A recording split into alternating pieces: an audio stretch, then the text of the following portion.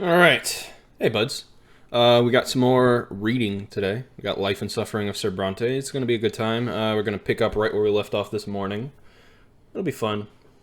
I'm really enjoying this game, in case it isn't clear to everyone. Hey, Mika. Good to see you, bud. Nice to have you. But, Frame, you said, another note, when you graduate up there, you're actually going to have to walk at graduation because your family won't be able to come to the final one in a decade. Because most of them can't leave the country. Oh, okay. So you're actually gonna have your family come to this one. That'll be nice, I guess. But yeah, let's get the game pulled up. How you doing tonight, Mika? It's always a pleasure. I hope you're ready to hear me read for a while. You didn't walk the first time at all. I did, but that's because I graduated from the same place my family is. Study pain. Yeah, you must be coming up on finals like Frame. Anyway, where were we when we stopped? I'm trying to think, like, what happened last. All I remember is the family was getting along. We still need money, we still need reputation, but family is getting along, and that's good. Oh, we just agreed to be a part of that guy who's trying to, like, make sure that the tyranny of the nobles isn't as prevalent. Yes. Cool with that. Finals next week. Yeah, good luck to both of y'all.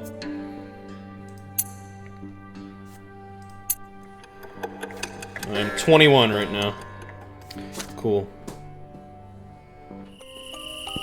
Let me get some water here. You are worried, Mika? I'm sure you'll nail it. I believe in you. Believe in the me that believes in you. Night is falling over Anazat. The stifling heat gives way to an eagerly anticipated freshness. After a day at work, you stroll home at a leisurely pace.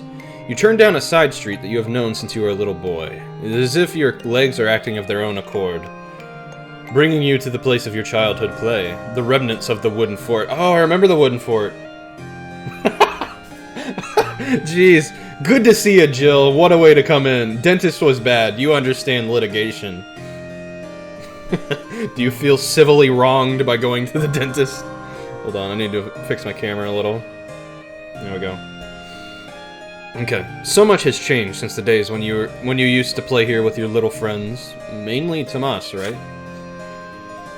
I wonder what Tomas is up to. Oh shit. Oh shit, it is Tomas. Oh fuck. He looks like fucking Julius Caesar. Anyway. Engrossed in your memories, at first you fail to notice that you are not alone here. A tall figure in the uniform of a Legion officer approaches you. You see unruly brown hair and a twinkle in his eye. It is Tomas. Now that's a surprise. Hi, Brante. Fancying running into you the moment I'm back in town. Your childhood friend puts his arms around you. Cool. Our battalion got transferred here recently. We're under the command of the Magra Legion now. I'm keeping the peace and maintaining order in my very own province. Violated verb. What? What did the dentist say to you? Jesus. Oh no, is it the thing wife was talking about? Maybe we shouldn't talk about that on stream. Well, why don't we catch up? Let me buy you dinner. We'll have a little chat. Remember the old days. Tomas cuts himself short. You suddenly notice how much older he looks. His face has become sharper and rougher, and his eyes are filled with exhaustion rather than their usual mischievous sparkle. He does look noticeably older, and we're only like 21, man. I should warn you, though, Lucius. I ain't the best company nowadays. I've managed to get myself some powerful enemies already. I'm a friend who could taint your good name, so if you'd rather not be seen with me, well, I understand. I don't give a fuck, man. We're bros. Smile on his face starts to fade. I'm not walking away from you, bud. Hell no. You aren't about to miss a chance to spend time with your old friend, no matter what kind of danger he's in. Absolutely.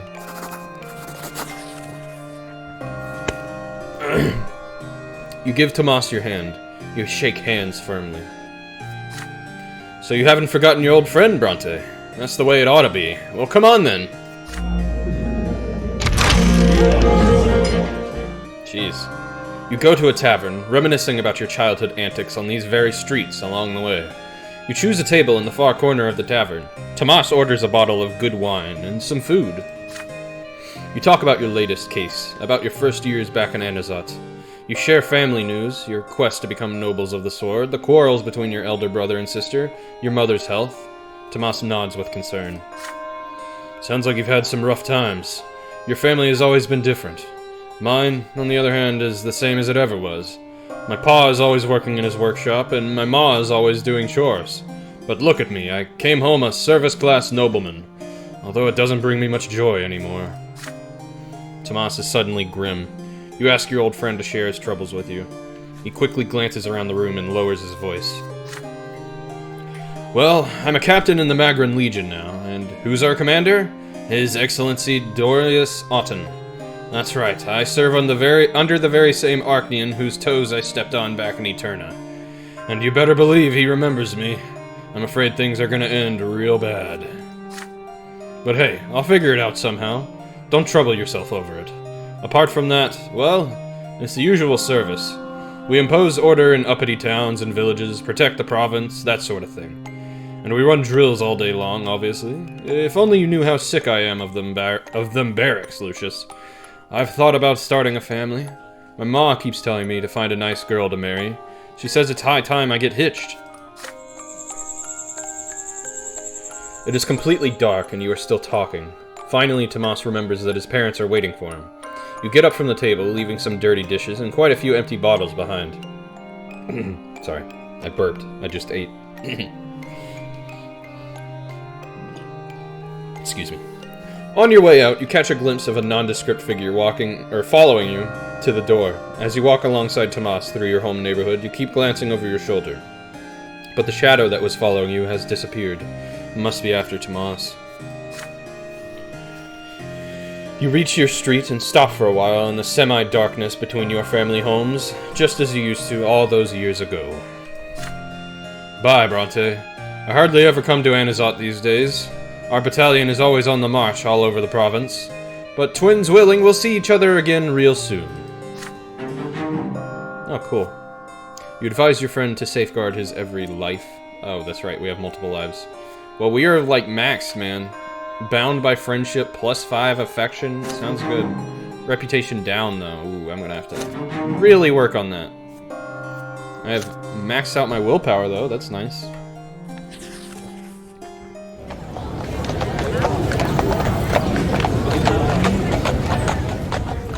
Your first year at the prefecture has come to an end. You are not a young student anymore. You now know that a judge's trade means so much more than knowing the law and carrying it out.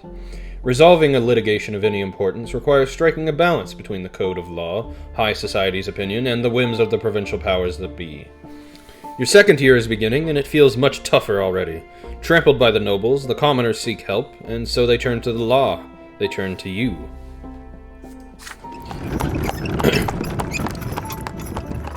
A carriage takes you through the silver district of Anazat. It is early morning, and you have just received a letter bearing the seal of the city hall. Remy L. Verman, the magistrate of Magra himself, wishes to see you at once. The mere sight of the magistrate's invitation is enough to make you scowl.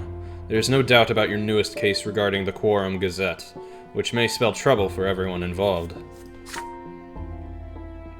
A provincial legislature, the Lesser Quorum, governs the volume and distribution of taxes in Magra. After a new law created by the Emperor's own brother Cornelius Tempest several years ago, commoners of considerable wealth were granted representation in the Quorum on par with the nobility, thus forming the Lesser Quorum. Now the representative of the lowly estate have founded a newspaper of their own, and this Quorum Gazette, distributed all across Anazat, fervently argues for commoners' rights in provincial governance. The man behind the newspaper is Mayor Egmont, a well-off industrialist and owner of several silver mines, and it was his article and his demands that brought about this litigation. You take out a newspaper and read Egmont's article printed within. It addresses Imperial Overseer Gaius Tempest directly. We demand that Sir Overseer Gaius Tempest cease his habitual disregard for our meetings. From our Emperor Uther II, we received the lawful right to assemble and sit in the Lesser Quorum, and we say to the Overseer, our voice must be heard. Our message must be accepted. The carriage stops in a square by a luxurious building. This is the City Hall, where Imperial officers manage all domestic and economic matters of Anizot. You are escorted up a long, winding staircase to the door of the magistrate's office. God, that was loud. You now stand before Remy L. Verman. The magistrate maintains a haughty bearing in spite of his venerable age. His face bears the sharp, proud features so common among the old aristocracy. Ah yes, Sir Judge. You are from the Brante family, I believe. I appreciate your prompt arrival. I'd rather not waste your time and get right down to business. The matter for which I called you here is urgent indeed. You are judging a case against that newspaper by the Lesser Quorum, are you not? I've had a torrent of complaints against it from the most venerable members of the Quorum. They say Mayor Egmont has insulted Gaius Tempest, our overseer and an Archnean from the Emperor's own great dynasty. And I say they're absolutely right. I mean, I'm kind of on Gaius Tempest's side, aren't I? He's like the cool guy. Let me be sure on that. Gaius Tempest. Much more reserved in his views than his elder brother, he seeks to help the Empire survive as it faces the changes. Okay.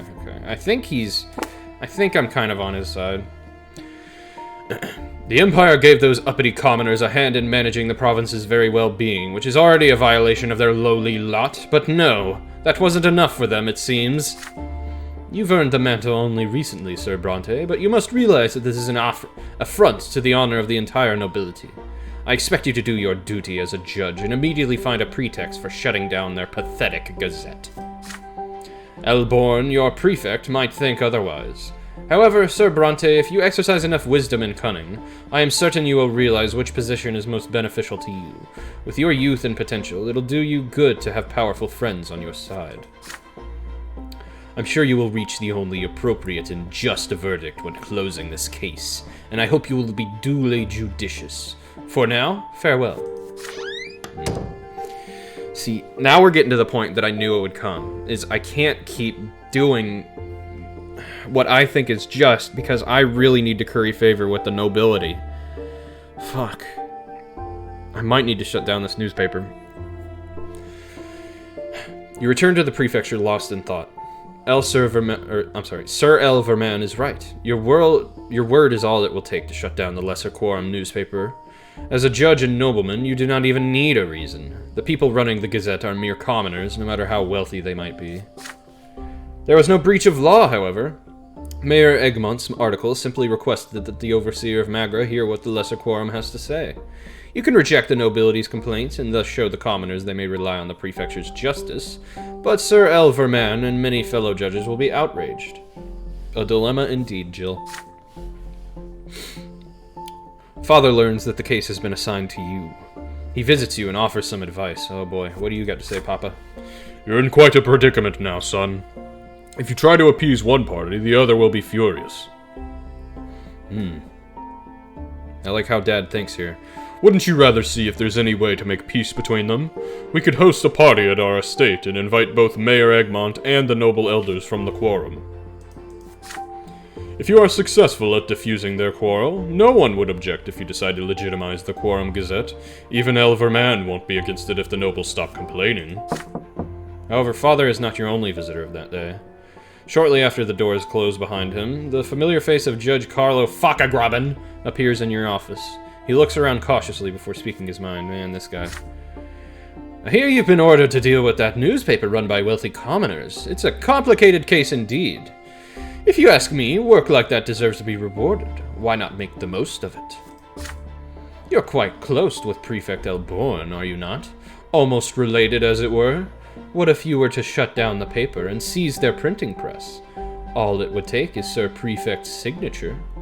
And my friends among the Quorum nobles, why, they could use a gazette of their own. I would be delighted to help you put that printing press in good hands. Just think of it. You would shut down a subversive periodical and help our esteemed nobles spread their message, all while earning a lucrative reward for your efforts. It's quite a coup, really. Everyone wins. Do think on it, Brante. The commoners don't win. He leaves, and you are left alone in your office to deliberate. If you decide to shut down the Gazette, how far should you go? And if you choose to legitimize the periodical, how will you go about it?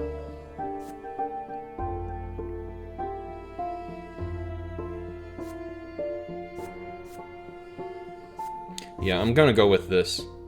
My diplomacy is quite good, and it seems to be going in my favor for these types of things. You spend several days scheduling audiences, exchanging greetings, and presenting invitations to the senior nobles of Anazat. Another loyal devotee. Magnus Rogar, thank you for the follow. I hope you're enjoying this. I am enjoying this a lot. You have to pull all the strings you have and muster all of your knowledge of Anazat High Society. To say nothing of the family funds you spend throwing a suitable party for such esteemed guests. Oh, boy. I did not consider that.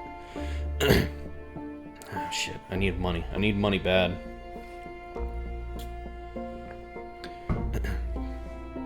After much effort, both the nobles and the commoners from the Lesser Quorum have gathered together at your family estate at last. Mayor Egmont, owner of the Quorum Gazette, has accepted your invitation as well. The nobles are clearly vexed at having to tolerate the commoners' presence, yet they maintain the decorum etiquette demands. You tactfully take advantage of the situation to begin a negotiation. Okay. You inform the esteemed gathering that you are the judge handling the case of the Quorum Gazette. In your opinion, a periodical for their legislature is a most useful initiative, but only if the entirety of the Lesser Quorum shows support for the Quorum Gazette, and only if the Gazette represents the opinions of all its members, including commoners and nobles alike. I'll agree with that, sure. Your words are met with a flurry of resentful, shouting, disputing voices. People start to argue. Sometime later, the Gazette owner, Mayor Egmont, takes his turn to speak. He looks almost like a nobleman. Egmont is well-groomed and wears expensive clothing only a wealthy industrialist could afford. Nevertheless, his rough manner of speaking and his boorish posture betray his humble origins.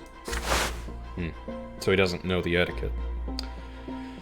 I do say there's some truth in what you're saying, Sir Brante. We did begin the Gazette without asking the noble sirs for their opinion. Still, if they let us have our articles printed, I suppose we'll agree to publish their opinions as well. This leads to another fervent debate. Some nobles reject sharing a periodical with the lowborn, while the more obstinate commoners of the Quorum insist that they already have a right to publish the Gazette on their own. It takes you no small amount of time and negotiation to bring both sides to an agreement. It's settled then, as the owner of the Quorum Gazette. I pronounce it the official and legitimate newsletter of the Lesser Quorum, and the noble sirs are invited to publish their articles on the state of affairs in our province. Okay. Kind of a middle ground here. I'm okay with this. Industrialists and merchants surround you and shower you with praise as a skillful negotiator. Tonight you defended more than a newspaper. You stood up for the entire common estate of the province. Father keeps his distance for most of the party, but once matters are settled, he pats you on the shoulder. Excellent work, son. You chose the path of justice while staying on the good side with the powerful nobility. Even Magistrate El Verman won't hold this against you. Your career at the prefecture will surely flourish. Let's just hope your notoriety as a protector of the common folk won't harm you in the future. Okay, career went up, justice went up. We're good. The night is over. One by one, the esteemed guests leave the Brante estate. The family home you know so well. You never thought the affairs of the entire province would one day be decided within these familiar walls. I knew our wealth would go down. We need to get some more wealth, at least a little. We need to at least get to moderate means. Affluence would be preferred. Moderate means is acceptable.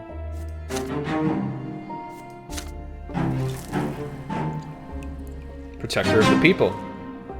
The people of Anazat know and praise you as a defender of the common people's rights. Well, good. I would prefer it that way.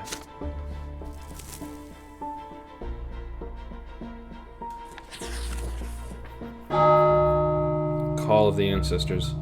Today is a big day for the Brante family. The day your family line started. The day when you remember all your ancestors. Tonight, everyone who bears the name Brante must descend into the family crypt to keep vigil by the tombs.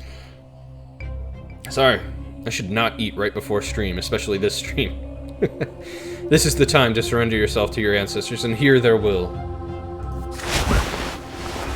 The entire family prepares for the event in silence. Stefan has been choosing his apparel since morning, praying anxiously under his breath all the while. The heir has a special place in the family vigil. Even Mother is planning to go with you, though Father tries to talk her out of it. Lydia, I beg of you, stay home. You are far too weak for an all-night vigil in the crypt. Gloria, would you be so kind as to stay with your mother, since you cannot join us anyway? Gloria answers in a muffled voice. As you wish, Sir Robert. The late Sir Gregor would only be enraged to see Mother there. We all remember how their last encounter ended. I do remember that, yes. Father nods curtly, avoiding Gloria's gaze, but at that moment your attention is drawn to a noise in the foyer. Nathan staggers through the door, stumbling over his own feet. He reeks of cheap wine and filth. I'm, not late, am I? Everyone gazes at him in consternation. Nathan almost falls into Mother's and Gloria's arms. Distressed, they fuss over him. Stefan eyes his youngest brother coldly. I expected nothing more of you, Nathan. Why even speak of duty to your family when you can't even manage to live by the commoner's lot? Go lie down in the pantry and stay out of our sight. Father, Lucius, it's time. Let's go. Alongside Father and Stefan, you descend into the family crypt. You cannot help but remember paying your last respects to your grandfather 9 years ago. God, it was that long. You light the lamps. Dim, eerie flames illuminate the shrine. In the middle of it stands a magnificent stone tomb containing the long decayed remains of Gregor Brante. You take your places around the crypt and kneel. The all-night vigil has begun.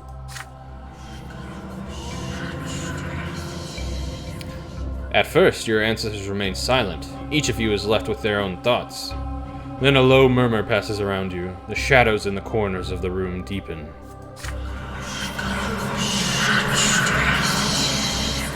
Dude, spooky shit.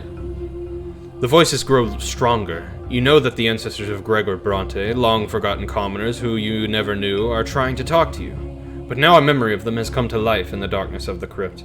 They are pleading for something, demanding it of you, calling out to you, screaming. Finally, you all hear that painfully familiar, deep, imperious voice echo from the far end of the chamber. Oh god, this guy. It's been a long time since I've seen you all. I hope you bear good tidings. All this time, I've been waiting for you to fulfill my mission. Remember, as long as I am in your blood, I will give you no peace. I did not have my family ennobled just to see our line cut short. Our blood tide must join the grand flow of the Empire, and then each of my descendants will inherit nobility forever and ever. But I do not see any of you before my tomb. Where are you hiding? Where is the head of our family, the man who will speak to me? Where is the man who will heed my will? Father rises from his knees and makes his way toward Grandfather's stone tomb, the source of that booming voice. But Stefan suddenly pushes him out of the way. Father takes an indignant step forward, but Stefan firmly bars the way. Stop it, Stefan. You are my heir, but you are not the head of this family. Father, it is not you that Sir Gregor is addressing. Earning the nobility of the sword is my duty to him. He has long forsaken any hope of seeing you achieve it. You must understand that I am the one who will fulfill that duty. Stefan does not let him pass. Father breathes heavily in anger. You can all but feel the frantic beating of both their hearts resonating somewhere within you. Both your father and brother seem to have forgotten that you are here too. Even the restless voices of your ancestors have grown hushed, waiting for the outcome of this confrontation. Okay, so clearly I can't. I needed the blood tide, I see. I'm kind of with Papa. I mean, Stefan's he's just a dick, man. I'm siding with Papa. You block Stefan's way. Your ponderous voice fills the dark crypt. You demand that your brother step back. The head of your family is your father, Robert Brante. And so it will be as long as he lives. Could your brother have forgotten that it is part of the noble lot to acknowledge and honor seniority? Your father is the man who must hear and accept your ancestors' will. Stefan tries to maintain his composure. But even in the dark, you can see his face twitch. Brother, you don't understand. I'm not defying Father's seniority, but I am the man who bears this duty to our grandfather. I cannot remain a mere witness while the future of our blood tide runs through our fingers. You resolutely push your brother to one side. Whether he wants to or not, he will give way to the head of the family. Father catches his breath and approaches grandfather's tomb. So it's you, Robert. Have you come to disappoint me yet again? Stefan is right. I have not put my hopes in you for quite some time. If anybody will lead the Brante family to glory, it will be my grandson. Stefan clenches his fists and whispers something to himself.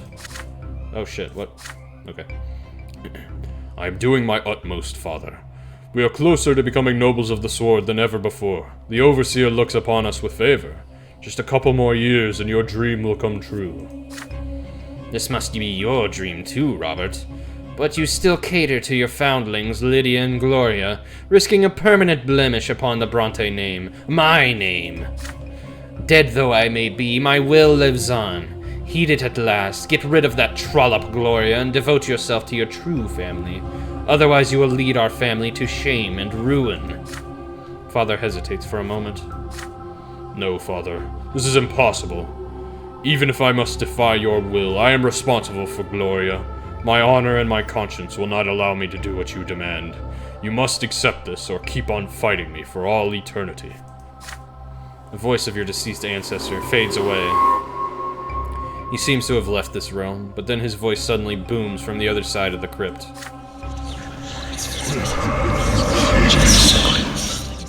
Stefan, you are the heir to this family. Your duty by blood is to earn us a place in eternity. Do not take after your spineless father. Do what must be done. Cleanse our family of wickedness. Stefan is shivering. He replies in an unsteady voice. But, Gloria, I can't. Stefan checks himself. Stefan, I will do my duty to my family, Sir Gregor. Whatever the price, I will pay it. God, you scared me, hun. The crypt is suddenly silent once more. You are alone again. You see tears glistening on Stefan's face. Without uttering a word, he goes outside. That's fine. Father clasps his arms firmly around you. You feel him let out a sigh of sorrow and relief. The vigil is over. We got harmony.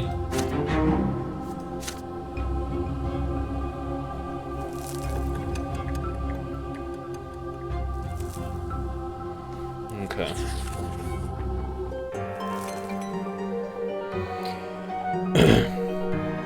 Just a few days into the year, Mayor Egmont, chairman of the Lesser Quorum and owner of several silver mines, who I already know about, made a speech that caused quite a stir in the province. Excuse me. Okay.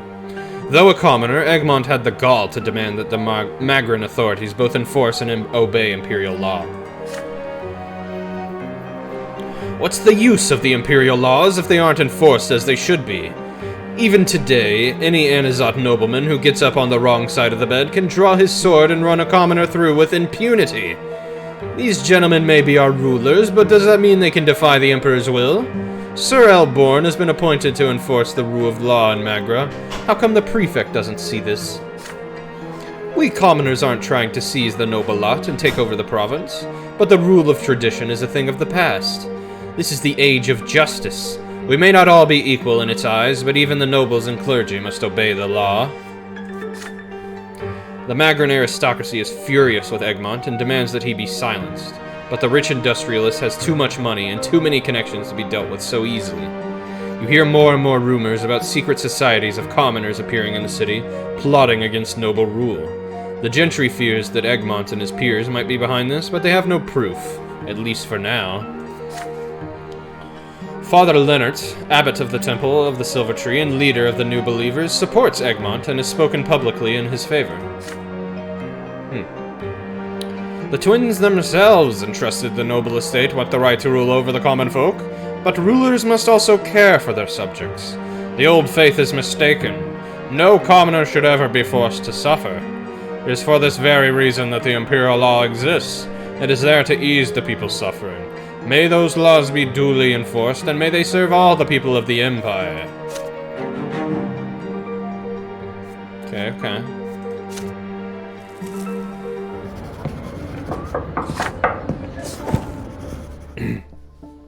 It is another day at the prefecture. A secretary peeks into your office with a message from the prefect. There is a new case he wishes you to handle. You put away your quill and walk to Sir Elborn's office. To your surprise, he happens to have another visitor already. Oh shit. There's a graceful figure sitting across from your immediate superior, none other than Octavia Melanidas. After all the times you've met her in the capital, you expected the Archduke's daughter to be brilliantly, lavishly dressed, but her appearance today is modest and formal, with a high-necked dress and a strict bun. However, her demure attire only serves to emphasize her role as a distinguished visitor to the prefecture. You bow to the prefect and the noble Arknian lady. Octavia offers you a curt greeting, then returns to the conversation you have interrupted. This matter can brook no delay, Baron Elborn. The young judge may well wait outside. Nonetheless, Sir Elborn insists that you come in and take a seat. Worry not, Brante. You aren't interrupting at all. Lady Melanidas, I was scheduled to meet with Sir Brante at this very hour. I regret to inform you that your visit was perhaps somewhat unfortunately timed. Octavia rises from the soft, high-backed chair. The young Arknian lady now stands tall, elegant, and indignant. You are out of line, Sir Elborn. Archduke Melanidas has graced you with a representative from his dynasty, and you will listen to what I have to say this instant. Oh god. Shit. The Archduke has expressed concern over your manner of governance at the prefecture. You've always been headstrong and eager to infringe upon the freedoms of your noble estate. But now it appears you find it acceptable to conduct proceedings against our own loyal subjects. Our dynasty has already seen many loyal nobles of the sword arrested or faced with punishment in court. Where will this lead? Do you mean to enforce your lowly laws against us Arknians? Do not forget that those laws were written to keep lowborn humans in check. Our lives have always been governed by noble honor and tradition, as well as the blood tide that is our heritage. Our only justice is the court of honor. The only rule above us is that of our sovereign, the Emperor, and the twins. Our only duty is to our kin and our forefathers. My ancestor Char Melanidas himself granted the boon of nobility to you humans. It would be most unwise to make me regret his decision of old. In the name of Archduke Melanidas, I demand that you end any and all proceedings against our subjects at once. Sir Elborn acknowledges Lady Octavia's vehement speech with a calm smile, and nothing else. He shows no trepidation, no tremor, nor fear, even though the lady across from him represents one of the Empire's mightiest dynasties. God. Lady Melanidas, the twins have graced the blessed Arknian lineage with a boon of long life. Yet the world can be quick to change at times. The laws of the Empire now govern the nobles of the mantle and even the nobles of the sword, along with the common estate. This particular change is not as recent as it might seem. The laws of the Empire are the decrees of the Emperor himself, the twins' chosen supreme sovereign.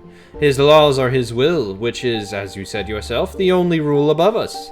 And that means all of us, from a highborn Arknian to the lowliest commoner.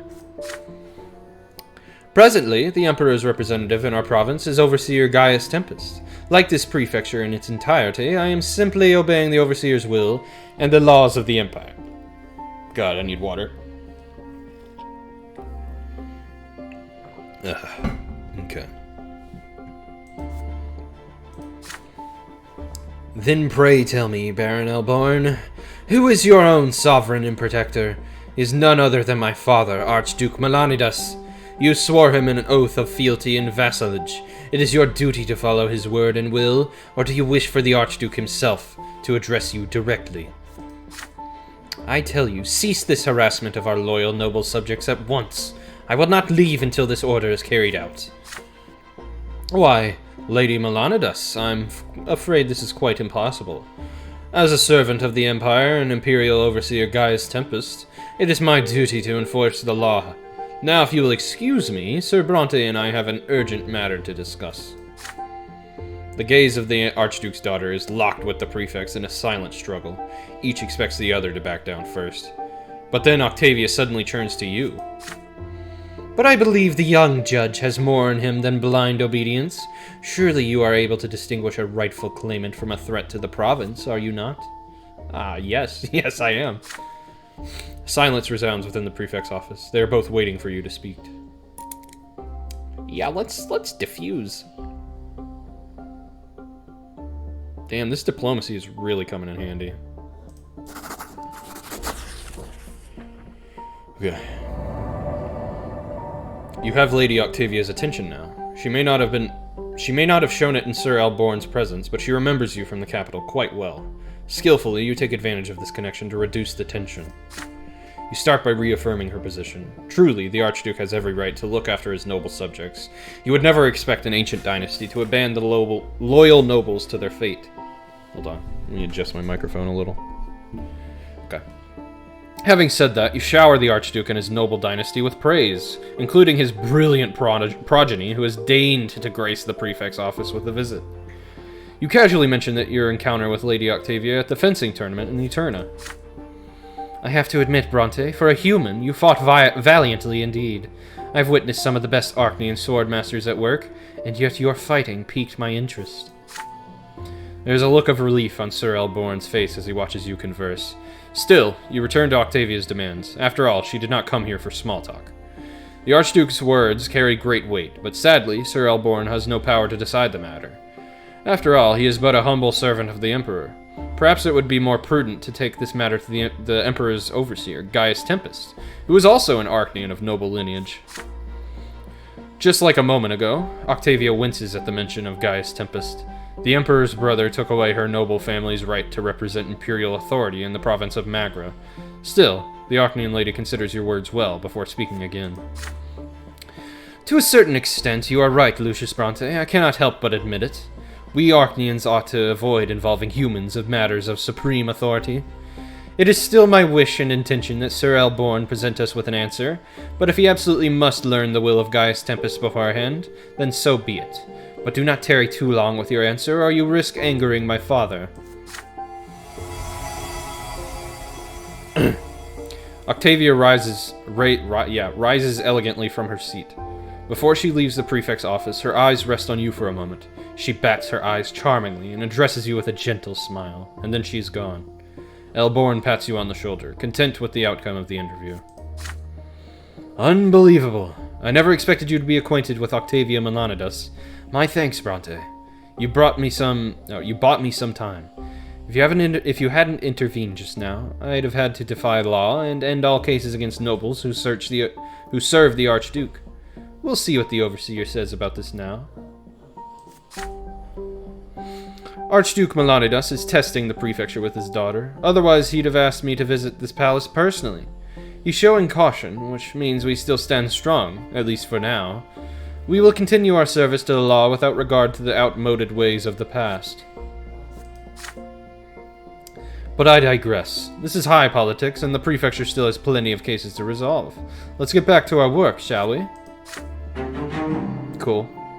With that, Alborn hands you a new case file. You thank the Baron and head back to your office to study it properly. It's time to get back to work. Ooh, willpower dropping.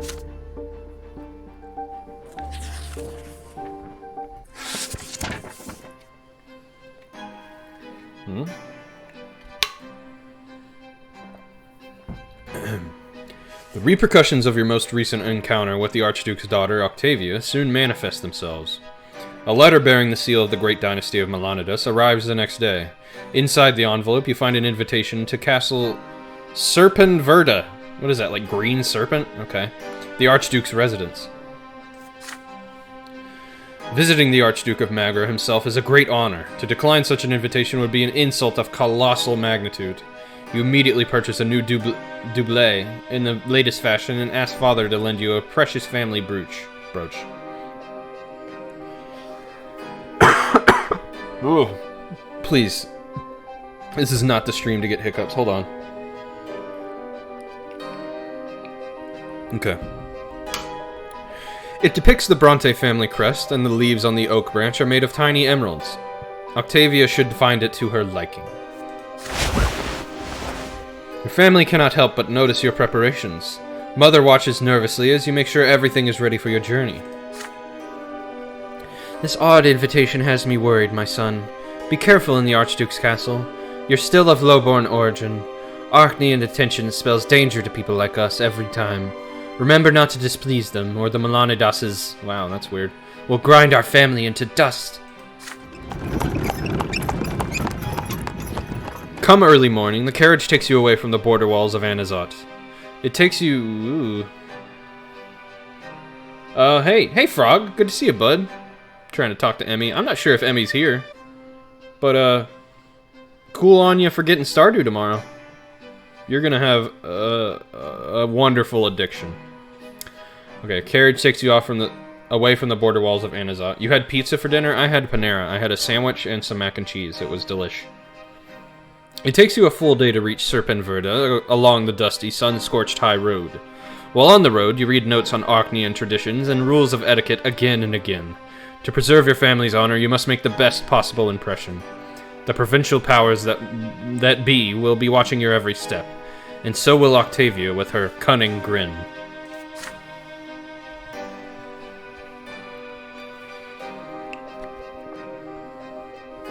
Only as the sun is about to set do you manage to spot the dark, colossal shape of Castle Serpenverda, a towering fortification of jet-black stone spread across a peak looming over the bed of a long-gone river. He said, Sammy and Max sounds good. It was good. Frame, yes, you should probably eat. Have you eaten today? You should probably eat. The carriage climbs a narrow serpentine road to the castle gate. Soldiers of the Archduke's Guard approach you, and you present them with an invitation. The guards eye you with suspicion, but give the signal to open the gate. Don't fucking hit you with that mom shit. You're not gonna eat out of spite. Okay. Frame, I'm not telling you to eat. I'm never gonna tell you what to do because we're friends. I'm not your mom. But please, please eat, just for your health. I just want you to do it. I'm not gonna tell you to do it. Good to see you, Emmy. Have you been here? Have you just been like listening? Is this like, have you been in full audiobook mode? Anyway.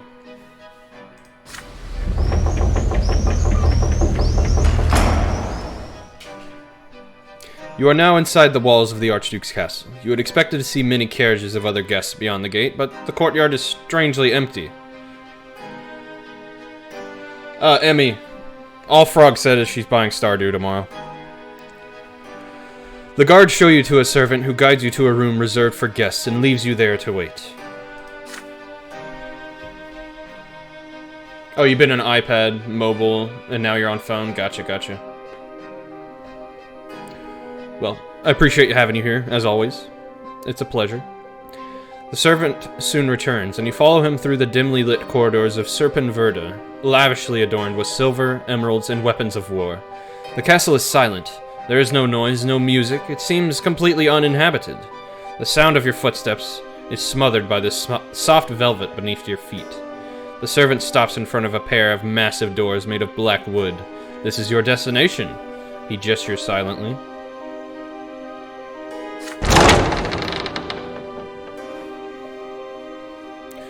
To answer your question, Emmy, my day was good. Wife's breakfast was delicious. I posted that in the Discord. It was fucking amazing. And unfortunately, she was at work most of the day, but when she got back, we went for a walk, and then, we hung out for a little bit, and then we ate dinner, and now here I am. Good day, though. I played some Breath of the Wild. Always fun. You enter an enormous room, its walls covered in portraits and ancestral relics. In the very center of the room is a towering throne carved of black wood.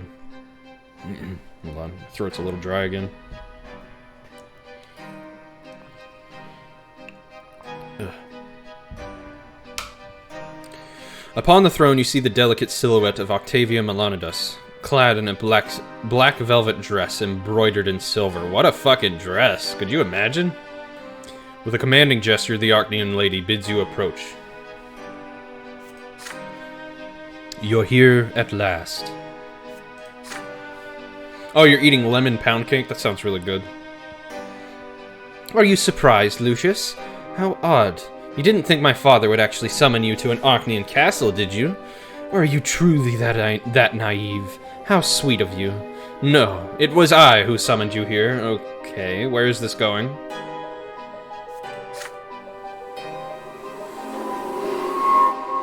You are alone in the castle. Portraits cover the walls, portraits of Archnians with dark eyes and jet-black hair. They all resemble birds of prey, and their eyes seem to watch you with contempt that makes you uneasy. Little Witch Academia is good. Oh shit, what'd she say? Allow me to introduce you to my family. Family? This is a human by the name of Brante. What do you think of him, father? What? Is her father's not here. She casts a defiant look at the portrait of the Archduke Melanidas. Then she removes a glove from her hand and casts it as well. It hits the great Archduke right in the nose. Octavia laughs at that, and the tall walls and innumerable portraits echo her voice. Baffled, you ask Lady Melanidas why she has summoned you. Pound cake was censored? Was it? Let's not think about why it was censored. Because you have caught my attention. I noticed you even when you were somewhat younger than you are now. And then I started seeing you again and again. Where is this going? Why is the chapter titled Passion? I've caught myself thinking about you quite often, and so I've decided that I wish to possess you. Why don't I have Pepe hands? Because I have Lucius hands.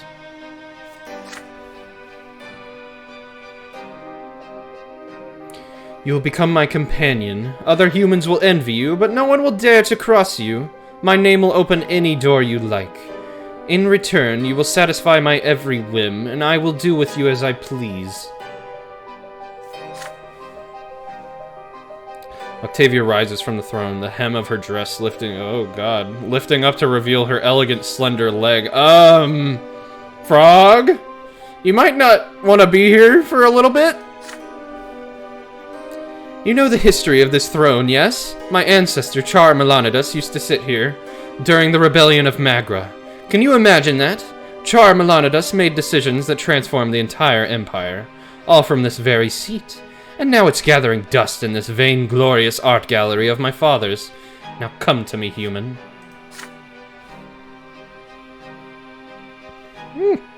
Octavia waits for you to do her bidding. One does not argue with an Archnian. Since the dawn of the Empire, they have taken whatever they wanted. If you refuse Octavia, daughter to the Archduke of Magra, you will insult her greatly. If you submit to this Archnian woman, if you become her plaything, everyone will know you are in the good graces of Lady Melanidas herself. As a human, what more could you possibly dream of? Fuck. Shit, man. I do need the power. I really need power. Shit. Okay, you recall your chance encounters with her from the days of your youth to a more recent times. What are your feelings for this exceptional Archnian lady, and what does she truly want from you? Oh god. If you are willing to enter into a perilous romance with Octavia, perhaps you could do it on your own terms, returning her affections while keeping your honor. Would she defy all the traditions of old for you and recognize you as her equal, even if only in secret? That's an interesting prospect.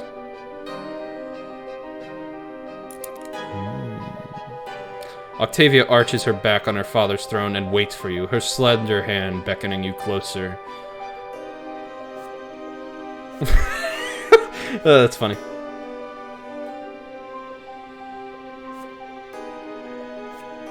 Yeah, let's do it.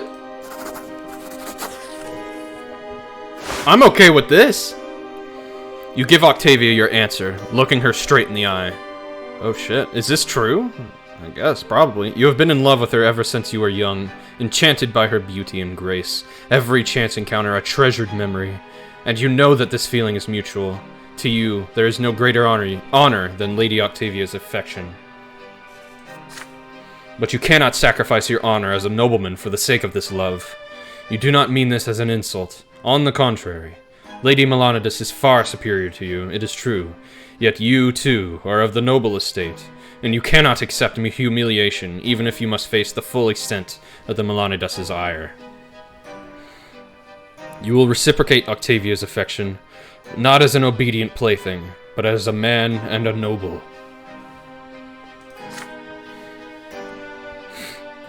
Your impassioned speech ends, and you steel yourself to face her wrath. But, to your surprise, Octavia seems lost in thought, her eyes downcast. Oh, really?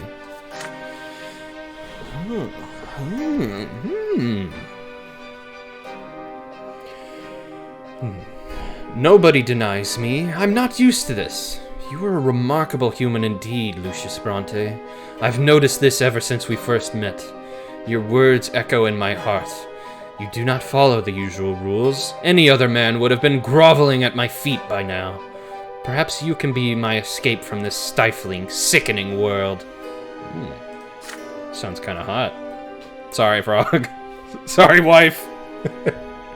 So be it. I choose a human as my lover, and I care little for what the aristocracy of this twins-forsaken province has to say about it.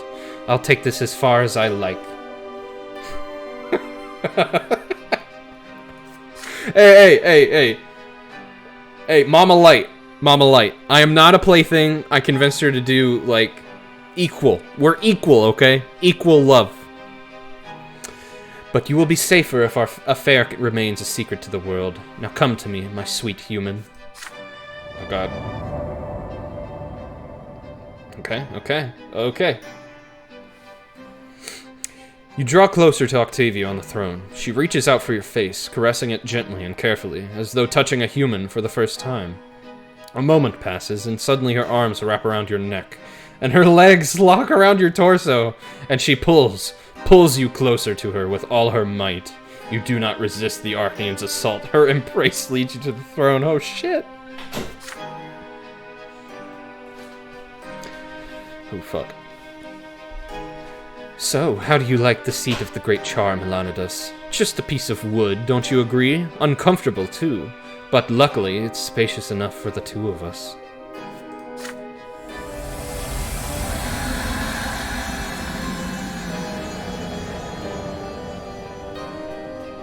Octavia's ravenous lips find yours as her hands free you from your fashionable attire, her entire body shivering with excitement. Frog, mute the stream for like 5 minutes.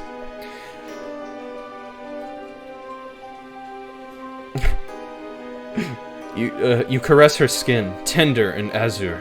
You commit to her memory, studying her, trying to understand her. Octavia's eyes are dark as the starless sky, sparkling with delight from your sweet transgression. But why does she seek this pleasure with you? Why would she humiliate her ancestors and her very dynasty by having an affair with a human?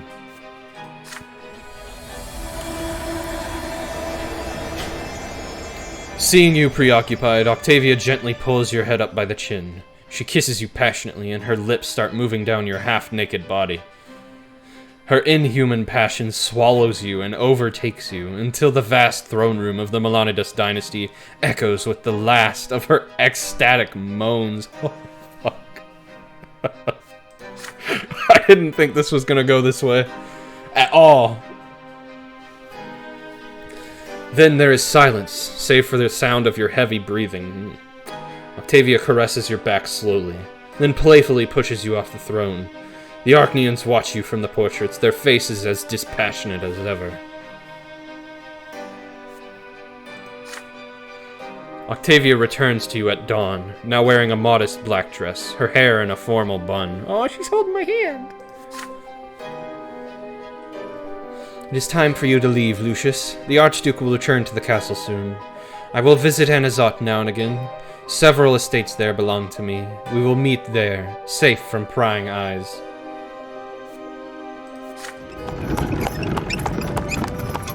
You leave Serpenverda with your head spinning and your heart racing. The day it takes to return to Anazot passes like a single moment.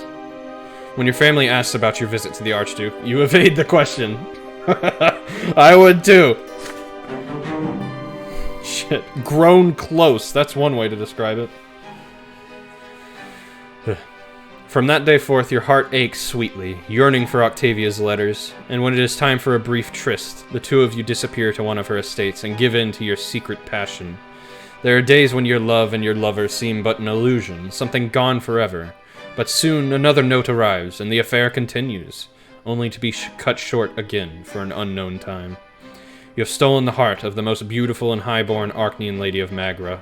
Only one nagging thought casts a shadow on your love. What will be the price for this insolence? Is it safe for Frog to return? I think so, yes.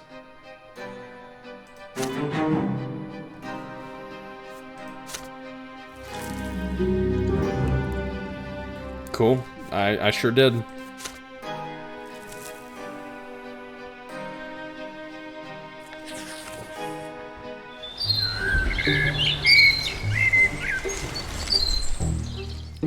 Your home has been much more peaceful for the last year. The fights between Stefan and Gloria are not as fierce now, but how long will this last?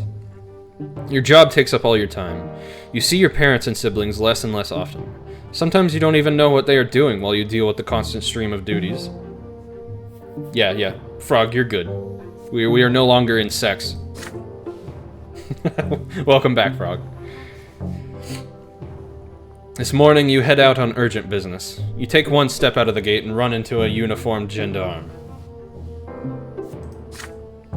Captain Lynad, okay. Lucius Brante, your presence is requested at the prefecture dungeon. Taken aback, you ask what this is about. Oh shit, I thought that was open.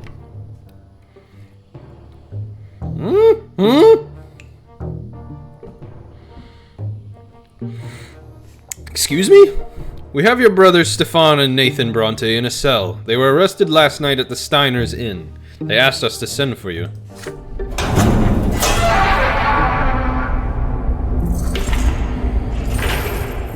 The cells in the prefecture dungeon are cold and damp. The guards lead you to the bars, and behind them you see Nathan huddled in the corner. Your younger brother is unshaven, more disheveled than usual, and reeking of wine and filth. That's nothing new. Near the cell you see Stefan grimly sitting in a chair. You guess that the gendarmes thought it best not to put him in the same cell as his low-born brother. Upon seeing you, Nathan lets out a whimper, and Stefan cracks a bitter smile. The sheath on your brother's belt is empty. There you are at last, Lucius. Have a look at our younger brother. Yesterday he got drunk in the company of some dubious fellows. They are commoners, yet they dared to surrender to pleasure. They started a brawl, wrecked the inn, and harassed the waitresses. As soon as I heard, I rushed to save this drunkard from shame. Nathan cowers into the corner, horror-struck.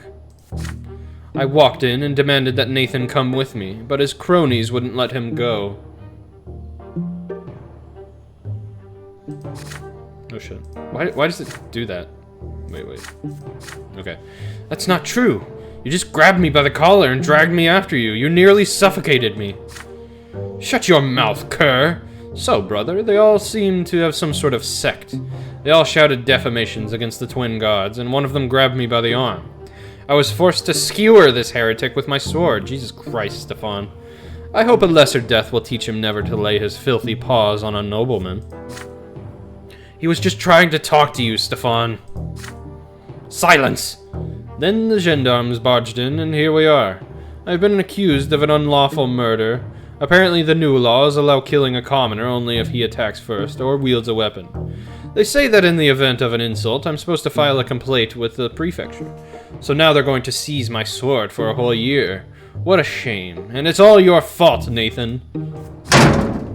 Jesus. Stefan gives the bars a furious kick. Nathan covers his face with his hands in despair. Lucius, brother, you are our only hope. Get me my sword back and get us out of here. And fast. We have to bury this sordid affair as deep as we can before anyone finds out. Save our family from shame.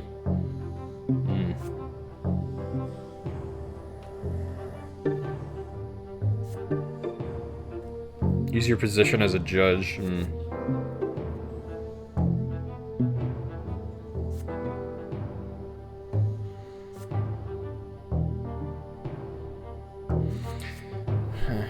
Yeah, I mean, like, I guess. I don't really like that option. I don't like any of the options. Emmy, you said, y'all were just talking about Stardew. Sorry, I didn't really contribute too much to that. But you said you're looking into dandruff treating shampoo bars? Okay. Are you, you have dandruff? I don't know. Is that a personal question? Am I overstepping my bounds? You command the gendarmes to give the nobleman Stefan Brante his sword back at once. Your scalp is itchy per your dermatologist. Okay. Yeah, better safe than sorry. He has not broken any law and must be freed. As for Nathan Brante, you will personally cover the damages the inn has sustained.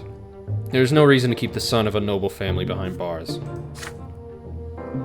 But your honor, Sir Stefan ran that man right through before our eyes. The law says... You stare furiously at the captain. That commoner, a heretic no less, dared to assault a born nobleman and grab his arm. Or does Lynod claim to know the law better than Judge Brante? I feel like I should have just left him. Remembering his position, the gendarme nods obediently and returns Stefan's confiscated sword. Frame, how long have you not been using shampoo? I've always heard that works, but it's like, once you stop using shampoo, it's like your hair becomes disgusting for a while, and then after that disgusting period, it becomes great. Oh, you did it in like February? Okay, you've probably hit the period where it's good now, yeah.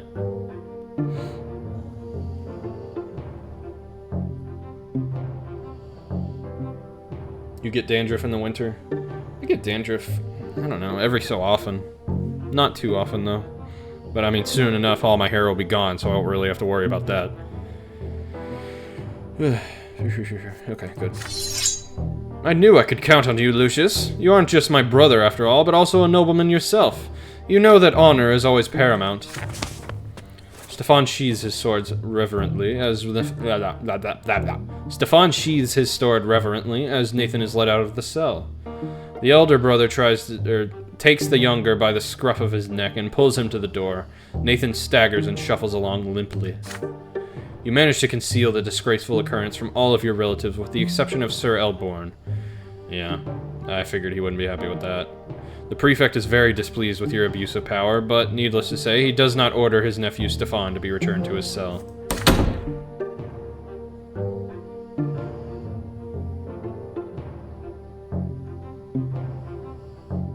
Yeah, Head and Shoulders definitely works, but it is definitely processed, yeah. Back home, Stefan starts lecturing Nathan. From now on, there will be no more drinking bouts or other nocturnal exploits. Who are those rogues you've befriended anyway? Stop shaming this family. If you're so worthless, at least let others go about their business in peace. Do you understand, you blockhead? Well, Stefan's happy. Nathan remains silent, staring despondently somewhere above him. Nathan's also happy, that's good. Augustin is not, but he still likes me, so that's nice. My justice has gone down. My eloquence went up. Okay, okay.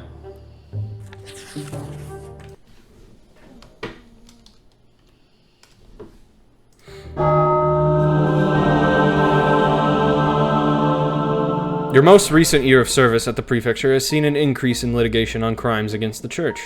More and more people are joining the ranks of the new faith in Anazat. The movement began with the destitute beggars who had nothing to lose. But for years now, many well-off commoners and new nobles have been joining the fold. Some say the leader of the new faith in Anazat is Father Leonard. Jeez, frog. The abbot of the temple at the Silver Tree. The city's leaders would love to expel him, but he is too highly regarded by the common folk. Hold on, let me see something real quick. I was gonna see if I could make it so the sound continues if I click off. I can't, though. So now you all will know if I'm doing some shit in chat. Okay. Complaints and cases of defiance of one's lot keep pouring in.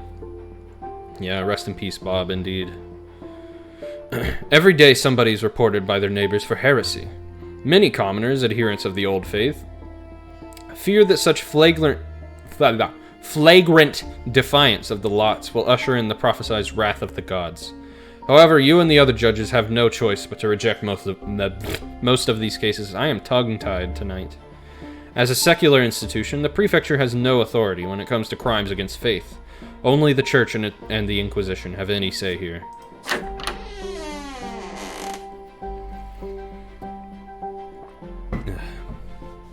In the middle of another busy day at the prefecture office, the door suddenly swings open. A tall gendarme wearing an officer's uniform walks in. He takes off his helmet, adjusts his short, fair hair, and bows to you hastily. Oh, it's this guy again. Captain Lynad reporting, Your Honor. My boys finally caught Father Mark, the dreaded apostate heretic. The prefect told us to take him to you for judgment. You! Bring him in! Okay, see you later, Frog. I appreciate you stopping by. It's nice to have you, as always. 2 gendarmes bring in a short, stout man wearing a worn, dirty priest's cassock.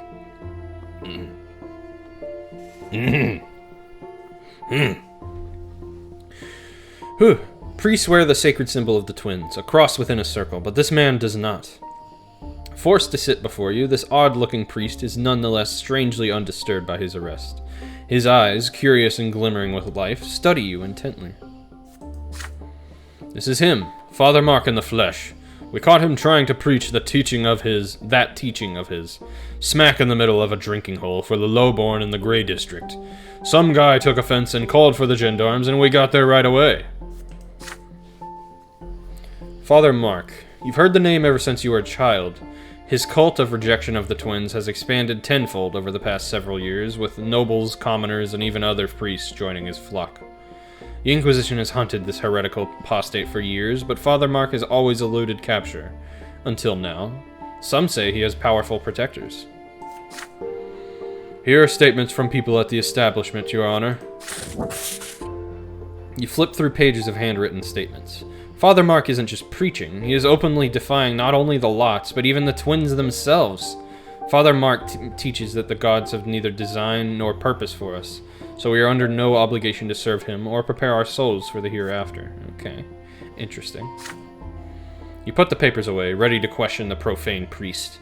What was the subject of his sermons? What was he trying to convince his listeners to do?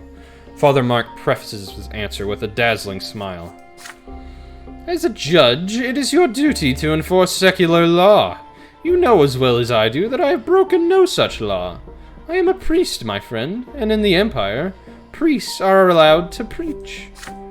I was preaching the proper way to live one's worldly life, for this is the only existence we have. I told my listeners not to waste their lives serving those gods. The twins surely love us, but alas, their love violates us as much as their law. This entire world is proof of that. I see my words upset you, but I'm afraid you can't judge me guilty for that. Here's why. Hold on. Okay. You see, mine is the priestly lot. If the judgment of the church is to be trusted, which means that only the Inquisition tribunal may find me guilty. So you could hand me over to those black-clad thugs, but alas, you will get absolutely nothing in return. The Inquisition wants to light their pyres in every corner of Anazat, and all they need for that is me. As soon as they get me, the Inquisitors will tell the prefecture to step aside and start enforcing the laws themselves. Is that what you want, my friend? So what are you to do with me? Well, let's think about it. As a secular judge, you can't judge me guilty, but giving me to the Inquisition will weaken the prefecture. And so, my friend, everybody will be better off if you just set me free. Trust an old philosopher. It's better for me, better for your prefect, and better for you as well. It sounds like you're just trying to get out of this, bud. Surprisingly, the gendarme captain smiles knowingly at these words. He leans over and whispers a few words into your ear. You cannot help but notice the scars all over his neck. Oh god, that's right. Ew. I say the old heretic's right, Your Honor. If he's still got the priestly lot, he's the Inquisition's problem. It's too dangerous for the prefecture to meddle in churchly affairs. And strictly between you and me, if the reports I've been getting are to be trusted, this here Mark's been rubbing elbows with Patriarch Cassius himself. Letting him go might get us on his good side. And Sir Patriarch's a very wealthy man. Shit. But suddenly the captain's voice trails off as the door to your office opens without warning. There's a young woman at the door, clothed in a black cassock and bearing the telltale silver seal of the Inquisition. Oh, it's Jean. I met her in the past. Yeah, we've met, Jean. I'm Sister Jean, Your Honor. I serve the Order of the Inquisition. That stern face, those piercing brown eyes. They seem somehow familiar. Of course! This is the young acolyte girl from the temple at the Silver Tree. The one you saw during that school visit. She's an Inquisitor now. Your men did well to track down and arrest Father Mark. Splendid! We've been hunting this false preacher for a long time. As I'm sure you know, priests may not be judged by the secular laws, Your Honor. Mark has denigrated the twins and called for the people to reject them. He has broken his sacred vows and defied his lot. He will face the tribunal of the Inquisition for his transgressions. The man before you is a great threat to the people of Anazat, Judge Brante. His words lead people astray. His speeches doom them to eternal suffering at the foot of the pillar. Only the Church knows the way to end his heresy. You will hand Father Mark over to me at once. Oh boy. Sister Jean remains in the doorway, wordlessly refusing to leave the prefecture without the captured heretic. The gendarmes and the captain stand still, awaiting your orders. Father Mark is lounging in the chair, enjoying himself and eyeing you curiously, waiting for your decision on this contentious situation. I can't set him free, which honestly I was considering.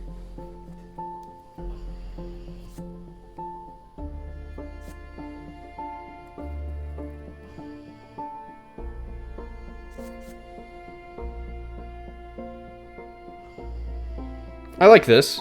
Work with the Inquisition. I like that. I like that. Let's do that. For a while, you consider your options. Opposing the Inquisition means making a powerful enemy, for yourself and the prefecture alike. However, taking part in the tribunal trial as a prosecutor would surely give your career a shot in the arm. Besides, you're well versed enough in theological matters to hold your own during an Inquisition tribunal. And so you tell Jean that you will hand over Father Mark to the Inquisition, but on one condition. You must be allowed to make a speech for the prosecution, for the earthly laws do reflect the divine law, and their unity is the truth of truths. I see you cannot wait to demonstrate your theological knowledge. Why, I can still recall how we met. 2 children at the Silver Tree. Wow, she remembers too. But I digress. A judge from the prefecture speaking at a holy tribunal behind closed doors. Ordinarily this is forbidden, but Father Mark is anything but ordinary. He leads souls astray and seeks to erode the very foundation of the Empire. I think the tribunal will allow you this speech. The church trial takes months to prepare. A high-profile case of Father Mark brings many priests from all over the Empire to a massive, chilly old temple at the edge of the city. Father Mark stands still and calm, his arms folded across his chest, waiting for the prosecution's closing argument. As the main prosecutor of the trial, Sister Jean lists every confirmed case of Father Mark openly preaching against the twins, against their worship, and against any restraint and moderation in mortal life. Her voice rings with fury.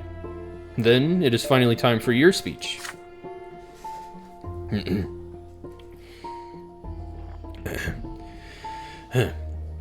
Aside from heresy, you also... Hold on a second. My light's a little too bright, I just noticed. Oops. There we go. That's better. Aside from heresy, you also accuse Father Mark of inciting a rebellion against the Emperor's rule. In his sermons, Mark told people to reject the twins, but the Tempest dynasty was chosen to rule by the twins themselves. Therefore, his call to reject the twins is an act of rebellion against the Tempest dynasty and the Empire as a whole. Interesting. You thus conclude that Father Mark is an insurgent and a traitor who deserves punishment both in this world and the hereafter. The priests shout in support of your speech. With a prefecture judge participating in the trial, the verdict against Brother Mark seems even more convincing. The trial is over. Father Mark is found guilty on all counts. Very well, my brothers. I hope your ambition has been duly satisfied and your authority duly enforced. But alas, every single one of you is still a puppet of the alien will of the gods. Somebody unceremoniously stuffs a gag in Father Mark's mouth to protect the gathering from his heretical notions. He is taken away to the dungeons of the Inquisition for his long overdue punishment. You soon receive new reports. Interrogation and torture yielded the Inquisition the names of several of Father Mark's followers, all of whom were caught quickly. The pyres light up on the streets of Anazat. Imperial law has no power here, for judging heretics is the domain of the Inquisition. I don't really like that. Your triumphant tribunal speech has earned you the respect of many prefecture judges. Some of them even begin turning to you to help with the finer points of the faith. Interesting. Career went up, justice went down. Theology went up. Eloquence went up, okay. Okay. I mean, like... he wasn't really preaching the new faith. Why did that go against the new faith? Whatever. Friend of the people. I did not make a deal with this guy, and I have good justice. Okay.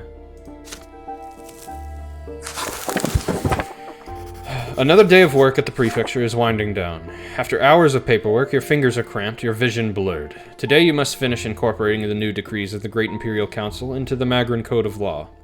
The document will then be sent to the Overseer.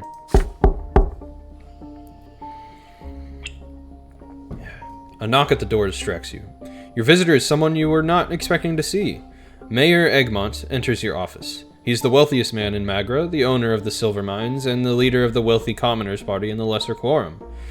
He wears a high-priced frock coat made of light gray fabric.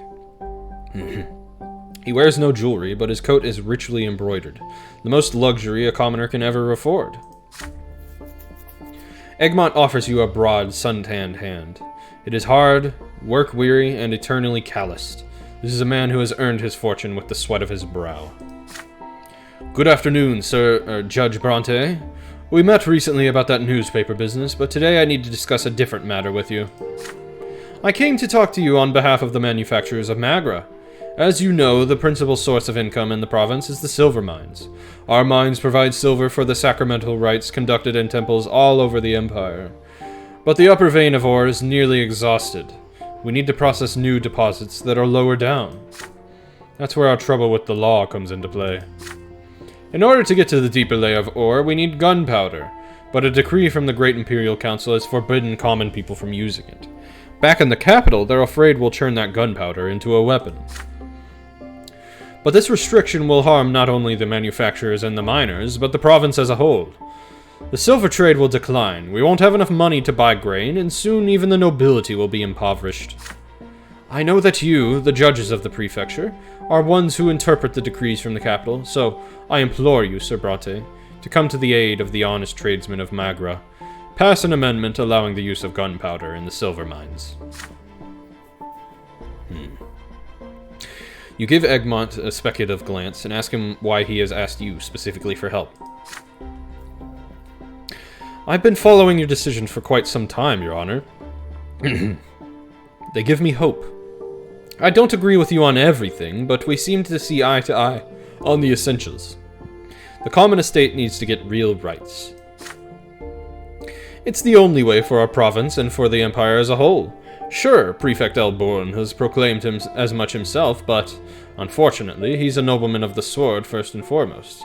He's bound by the blood tide, by the power of the Overseer and the Archnians, so all his undertakings are doomed to failure. If you, Sir Brante, truly care for the people, you need some powerful allies among the lowborn, allies like me. Do this for me, and together we'll change the fate of Magra.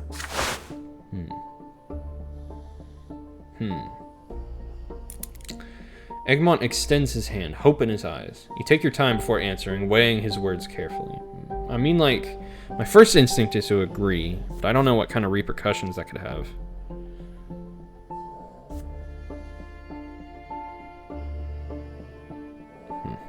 I'm gonna agree. I mean, it seems like it's the best for the province. I do worry that this is gonna cause, like, some sort of uprising from the lower class later. In which case, I'll fucking die or something. You take his hand. Egmont gives you a strong handshake. You tell him that you share his apprehension and understand that silver is crucial to the province. You promise to amend the law so that the restrictions do not apply to silver mines. Thank you, Lucius Brante. Nobles who care about the needs of the common folk are few and far between. This is what nobility truly means. I share your belief that only a union of the estates will lead the empire to order and prosperity. You can count on my support. Alright, Emmy, I'll see you later. You need to hydrate and read One Piece and go to bed early. That's cool. Do what you gotta do. It's always nice having you. It's a pleasure. And, yeah, have a good night, bud. Sleep well. Beat that insomnia. Beat it up. Silver is the lifeblood of Magra. Today you've not only saved us all from ruin, but you've also made every Magran a little bit richer. Yourself included. I'll make sure the Brontes get a share of the profits. Oh, that's good. I need money. Made a deal. Nice. And I promise you, Brante, this gunpowder will shatter those ancient rock formations and reveal their hidden treasure to us all. Wow, our wealth went up. Good. Commoners are protected. Good, good. I wanted to edge back into that. Yes! Yes! Yes! We went out of poverty! Good! Egmont made a deal with you. You're helping him to legitimize the use of gunpowder in the mines. Okay.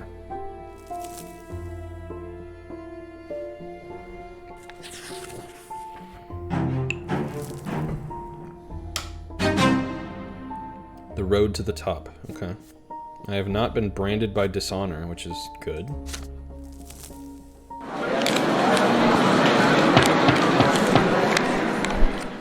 Your actions result in well-earned progress up the professional ladder. You are expected to have a glorious future in the field of law. Oh, you game! If you say so. You receive more and more invitations to balls and noble gatherings. High-ranking nobles wish to befriend you.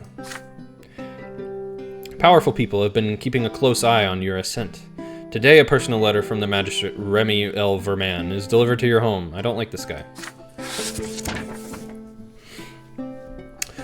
Sir Lucius Brante, I would like to further our acquaintance and discuss certain matters over a glass of Illyrian. I will expect you at my estate this afternoon. Accompanied by servants, you walk down the imposing enfilade of Elverman's granite manor. Gold tapestry, stone carvings of ancestors' profiles. Compared to this luxury, your own home seems tiny and cramped. Elverman greets you by the fire. At home, the influential ruler of the city seems peaceful and amiable. Judge Brante, pray, come in. I'm delighted to see you again. Servants, pour us some wine. Please have some, Lucius. Though your more recent deeds call for much more than a glass of Illyrian. I'll be frank. After our first encounter, I had my doubts about your trustworthiness. But now you have proven by your actions that you have a future. Okay. You sip the wine. It is excellent, as expected. You calmly reply that you strive to serve the Empire and the Prefecture faithfully, and in the manner you deem proper. I am overjoyed to see that the younger generation honors our traditions and cares about the fate of our nation. We have that in common, you and I. Many see me as merely power-hungry, but why would power itself be of interest to me? My family is already powerful and wealthy. Its position is secure for many generations to come. No, my friend, I need power to save the city that has been entrusted to me from a grave threat. Take a look around. More and more insurgents are preparing a bloody uprising among the common folk. The new faith compels people to defy their lots. Okay. The foundation of the Empire has been shaken. What do you think? Will a new world be born from this? Those who hope to see this happen seem to have forgotten that our world was created in accordance with the twins' design, and we are already on the cusp of provoking their wrath. Elverman is becoming truly incensed. Apparently the fate of the Empire is not just a subject of idle chatter for him. You must understand, Brante, I've seen plenty of starry-eyed idealists yearning to change the world, and I know where those dreams lead. We have trespassed against the Sacred Order, and now we are on the verge of the wrath of the gods. I am a nobleman and a citizen of the Empire, and it is my duty to save this world from ruin. While the Overseer and the Archduke persist in their futile squabble, the danger is growing. It's time to take matters into our own hands. I'm seeking allies, people who will stand by my side to protect the city and the Empire. I hope you have the courage to become one of us. Let me speak plainly. Prefect Elborn is, alas, among those who are dragging us toward our destruction. He aims to subject all estates to the tyranny of the law. He seems to have forgotten that the law must serve the good of the Empire and be a mainstay of order. But Elborn wishes to disrupt this order. He is pushing for the Lowborn to gain power. What do you suppose will be the first thing they do once they get it? They'll take up arms again and destroy this country. Elborn has doomed himself to a shameful fall. Meanwhile, the city needs someone at the helm of the prefecture who is bound by honor and concerned about the fate of the Empire. You can be that someone, Brante. You stare at your glass of wine, trying to hide your feelings. If you prove yourself worthy in the future, Sir Brante, I can promise you the post of the Prefect of Magra. I hope you see it not only as a chance to elevate yourself, but also to make your mark on history.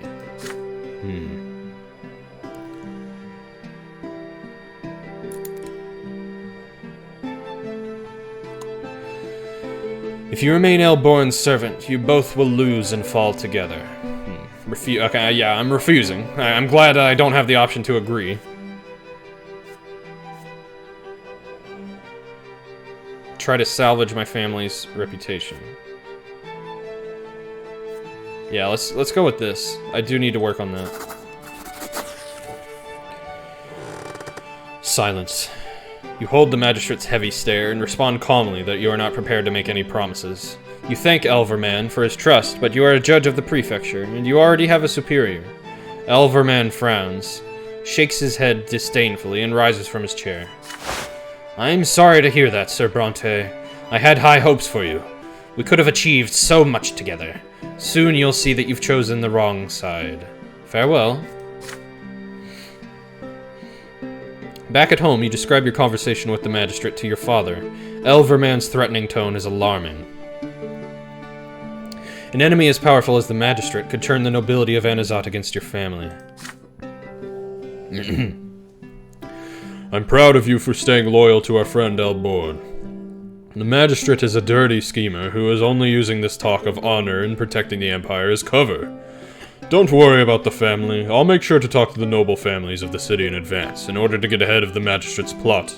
Hopefully this will be enough to protect our reputation against this slander.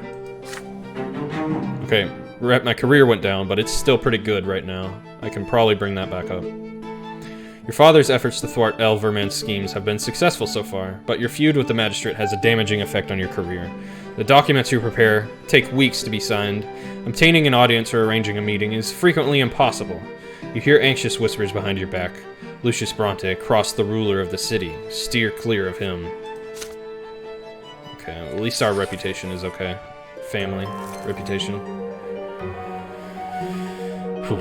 Magra has received alarming news from the neighboring province of Illyria. The low-born convicts toiling in the Illyrian mines have revolted against their noble masters. For the first time in many long, peaceful years, commoners have taken up arms.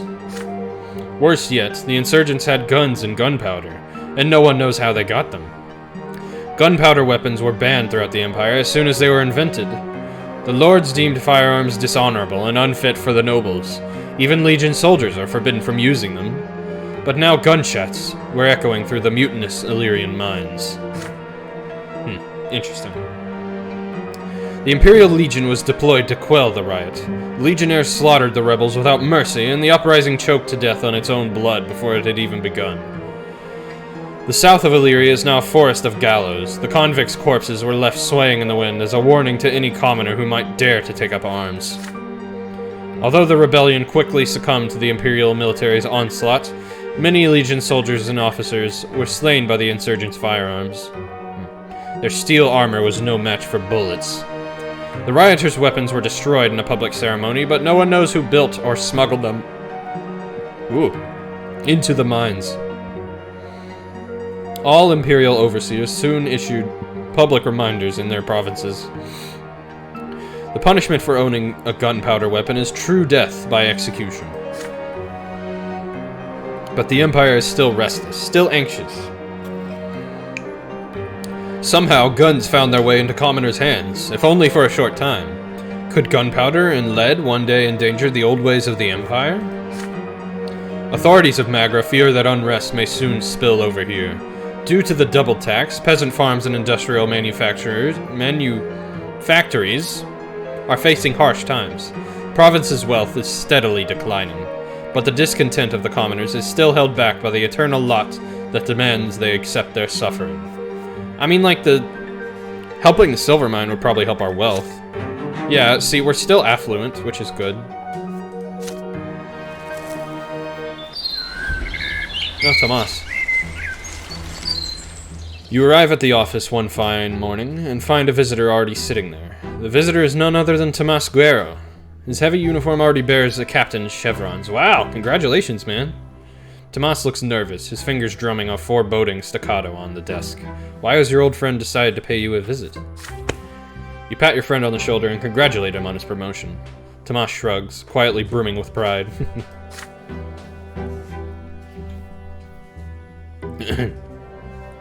One second.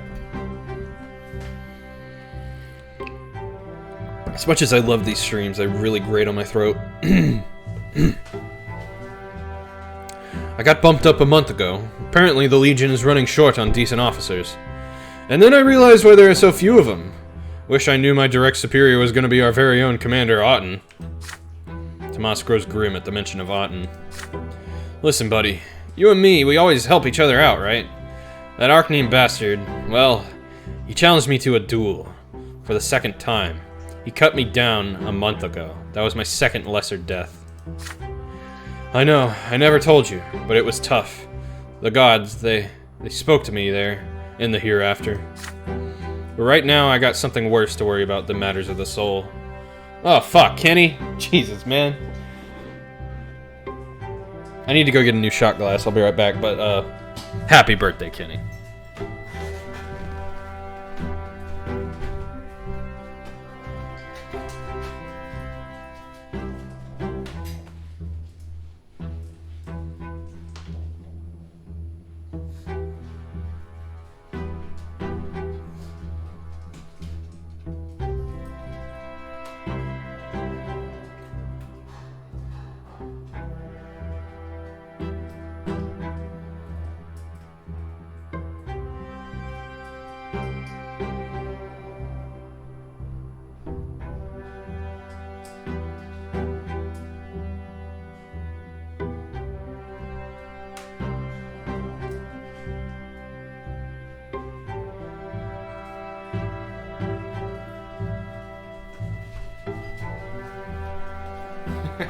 Birthday shots, that's right, Kenny.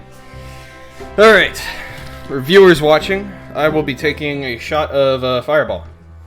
It's easy, it goes down easy, it gets me drunk. What more do you need?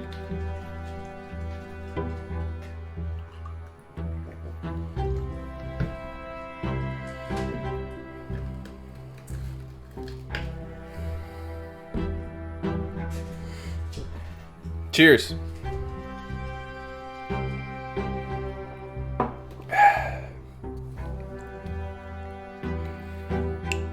How many shots am I doing? Well, Kenny only redeemed one. And I think there's a 15-minute cooldown. So, I don't know. Rolls!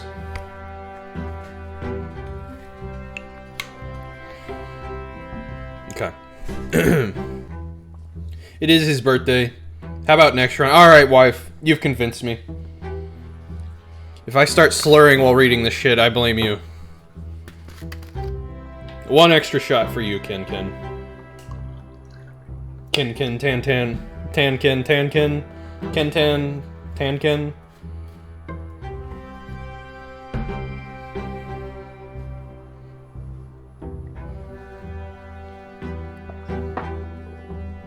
Ugh.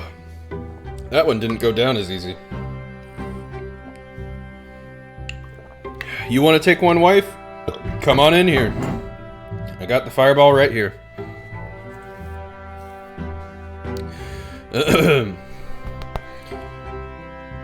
You're going to redeem more after the cooldown? Well. Well. We're already here. Anyway, let me just jump right back in. But right now I got something worse to worry about than matters of the soul. See, Otten, he remembers me from the last time at the academy when I stood up to him at the party. Now he's gonna kill me again and again until my true death comes. So it's a duel. That's Otten's way of having fun with his subordinates.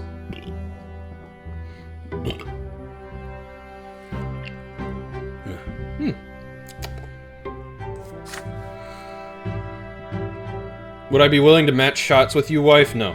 No. I'm not going down that road, not while I'm streaming. But I will take shots that are redeemed. How about that?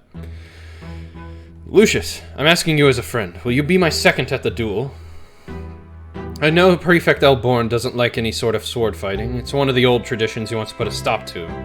But if I show up without a second, he won't just kill me for a third time. He'll dishonor me too.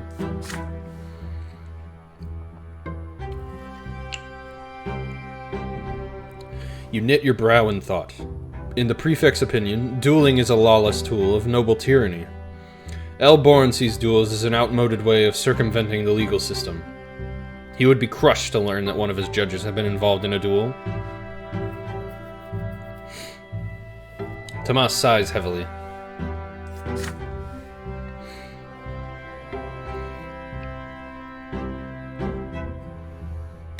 I know this is hard, pal, but I've got no one else to turn to. All the boys in the Legion fear Auten like the plague. You're the only noble who can support me in this. But I know this duel won't be the end. Our great Sir Auten will find an excuse for a third duel before you know it. That'll be my last one, for sure. Tomas rolls up the sleeve of his uniform. 2 pitch-black lines encircle his forearm. He is desperate, and it is easy to see why. On one arm, one-on-one against an Arcanian swordsman, he is doomed. The law forbids dueling, but if you refuse to show Tomas your support through your presence, your friend's spirit will be broken before his body can even be killed. You recall all the previous encounters with Auten in your youth. Damn, I wish I could do this one. Ugh.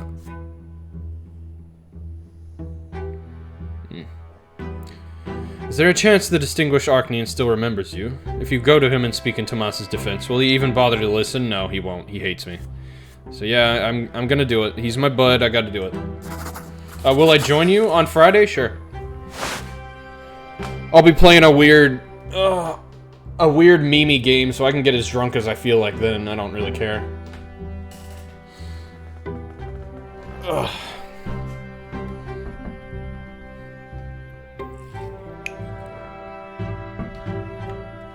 But, like, if I get fucking trash and I try to read all this, that's just not gonna go well, you know? You have been best friends with Tomas ever since you were little boys. Does he really think you would abandon him to such a cruel fate? Of course not. Of course you'll be his second at the duel, no matter what. Your friendship will not be broken, not even if you risk the Prefect Elborn's displeasure. Yeah, he's not gonna be happy. As the two of you walk to the palace ruins, you finally have time to ask Tomas for more information. What was Auten's excuse for challenging him to a duel this time? Here's what happened. Auten told me to head to a nearby village with a squad of Legion soldiers. Solmina is called. The villagers refused to pay the Archduke's tax, said they already paid the tax to Gaius Tempest's men. He's the overseer, so the law says the tax is his. So Auten told me and the lads to string up a couple of the rowdiest peasants and put their houses to the torch to teach the rest of them a lesson. So we went there, and let me tell you, buddy, I didn't join the Legion to start hanging people and burning villages. So we decided to have a word with the village elder first. The locals soon realized what was going on. Losing money is one thing, but losing a spare life is worse. They hemmed and hawed and finally found enough cash to pay Archduke Melanidas. Which means we came back to Anizot with nobody dead and all the money for the treasury. But then the commander summons me and claims I didn't follow his order. Which means I also slighted the honor of the noble Arcanian who's my commander. And so he challenges me to a duel. And you know what? I'm not the first, Lucius, and I'm not the last. Any officer in the Legion could end up like me. Auten does as he sees fit, with no plans to stop. He's a commander, he's a noble of the sword, he's an Arcanian. We're just dirt under his boot. Who's gonna rein him in? This guy. You reach the site of the duel just before dawn. By a half-crumbled wall, you see a tall figure clad in a thick cloak. Dorius Auten, High Commander of Magra, already expecting you. His azure fingers drum impatiently on the pommel of his sword. Tomas dutifully bows to his commander. Auten grimaces at him. You're late, Captain Guerrero. Why should I have to wait for you? You've insulted me again already. And who is this? I've seen your face before. Anyway, I don't have time for this. Make haste. I have other duels today. The commander's second appears from the shadows, a young nobleman, quiet and eager to oblige his betters. As seconds, you ask the duelists if they are ready. Without a word, Auten draws his sword. Thomas nods anxiously, clearly ready to face another death. The two bow ceremoniously and adopt a dueling stance. The difference between them is apparent as soon as they begin. Auten's sword seems like an extension of his arm. Tomas pales before him, like a clumsy child who has grabbed father's sword for the first time. Everything about this battle shows that Auten treats this duel as no more than entertainment. The Archnean moves around so rapidly and gracefully, your friend can barely defend himself against the flurry of strikes. Then, for the smallest moment, Auten tones down his assault, and for the first time during the duel, Tomas makes a riposte. Oof. Easily, effortlessly, Auten deflects Tomas's blow and then retaliates. His sword sticks through your friend's shoulder. As soon as you see the blade drew blood, you shout for the duel to end. The debt for the insult has been paid in blood. If the loser of the duel is ready to offer his apology, the fight must stop. What? Is some human trying to teach me the laws of the duel? I'm an Archnean of the Auten dynasty. There is no one here who can teach me the ways of honor. Tomas. His sword flashes and stabs your friend straight through the heart. A wet spot begins to spread across Tomas's shirt. Your friend stumbles backward. He drops his sword, and his knees buckle. A wheeze, another, and then a cough full of blood, and his bright eyes grow dim and dull. Sorry. For some reason, it keeps, skipping occasionally. Slowly, Tomas's body disappears. His blood-stained clothes, his sword, and his footsteps in the dust are all that remains. Auten hands his sword to his second, who is ready to wipe it down. Well then, that pitiful human will face another duel very soon. Let's hope he fights better during his last life. When your friend is reborn, tell him my exact words. Shit, yeah, he is in danger. The Archnean walks away, calm and composed, his second in tow. Dazed and numb, all you can do now is gather your friend's belongings and bring them to his house.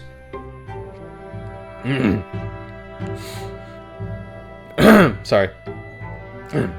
Unless you intervene, Tomas is doomed to meet his true death soon. You are a judge, but to an Archnean of such rank and birth, your authority means nothing. Is there any way you can help your friend? I'm sorry, Augustine.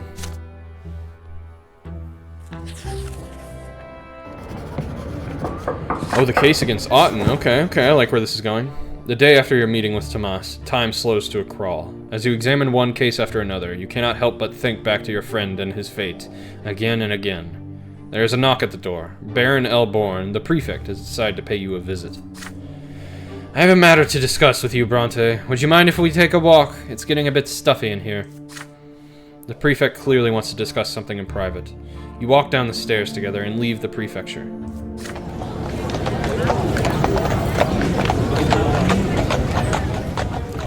Soon the two of you are walking down the noisy streets of the Brass District. The wind is strong today, the gray sky mercifully overcast. People around you are bartering, buying, and selling eagerly. The streets are full of craftsmen and factory workers. Merchant carts squeak as they roll down the streets. The head of the prefecture looks more worried than usual, lost in thought as he observes the bustling street life around him. Brante, do you recall how we talked about the tyranny of the nobility in the province? Dorius Auten, the High Commander of Magra, is on a murderous spree. He challenges his subordinates to a duel for the slightest infraction, and slaughters them with impunity. If our law is unable to protect anyone from the violent tyranny of the Archneans, who will ever respect the law? It is time we put an end to this. As long as I'm in charge of the prefecture, establishing the rule of law over people of all estates and titles is our most important task. But people like Auten stand in our way. People who think themselves above the law. We need to prove them wrong. I have been informed that Auten has pressured your childhood friend, Captain Tomas Guerrero, into a duel, and I believe Sir Guerrero has sought your assistance in private. Am I right? You admit that it is so. Indeed, as an old friend, Tomas is counting on you to defend him. And so, young Brante, I believe that to be reason enough to entrust this case to you officially. If you find yourself doubting your abilities, know that you are my best candidate. No other judge would have the courage to prosecute an Archnean. That, and I trust you, more than any other ordinary judge. I spoke to your father, but even he would not accept this undertaking. He says your family has worked too hard to be ennobled by the sword, to risk it all now. But you bear no such burden, do you? As it stands right now, sentencing an Archnean to even the smallest punishment is unthinkable. But drop by drop, water can wear down any stone. We will make our way to Auten, but we must do it slowly and carefully. What we need is a perfectly prepared case. We need you to find enough incontrovertible evidence and enough witnesses who are willing to testify in court. But I'm sure you realize that even this won't be enough to force an Arknian to go to trial, don't you, Lucius? We have to change the unspoken rules in our city and province.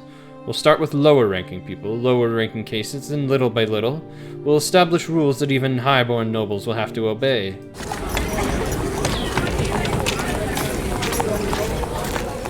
All of a sudden, Elborn stops. Standing in the middle of a street bustling with life, he points out a number of commoners hurrying about their business. Just look. All these people need to know that there is a such thing as justice. The law must apply to them all, no matter their lot, whether suffering, praying, or ruling. They need to know that they can rely on us judges to enforce the law against anyone and everyone. I am counting on you in this, Sir Brante. You stand motionless as Elborn studies you intently. From now on, from this moment forth, you will prosecute a case against the High Commander of Magra, a highborn Arknian from an ancient dynasty. This is a pivotal moment in your destiny and your career. You could rise higher than ever or plunge into obscurity and ruin. You decide to talk about Tomas and his fate. Right now, he represents your best chance at getting Auten indicted, but there is absolutely no guarantee he will live to speak at trial. If you are to oversee this case, ensuring his safety has to be the first thing you do. You're right, Brante. We need Tomas Guerrero to see this to the end. But remember, this is about more than just your friend and his fate. This is a matter of law and justice for the entire province. The peril to Sir Tomas's life is great indeed, but if you openly defy the High Commander right now, your standing will suffer accordingly. You could find safe shelter for Sir Tomas away from Auten, but if Tomas remains in the city, he might be of use when you begin looking for Auten's other victims. I realize you are looking for a way to rescue your friend, but right now we must use all caution, lest our entire cause suffer. What say you, Lucius? What is your plan?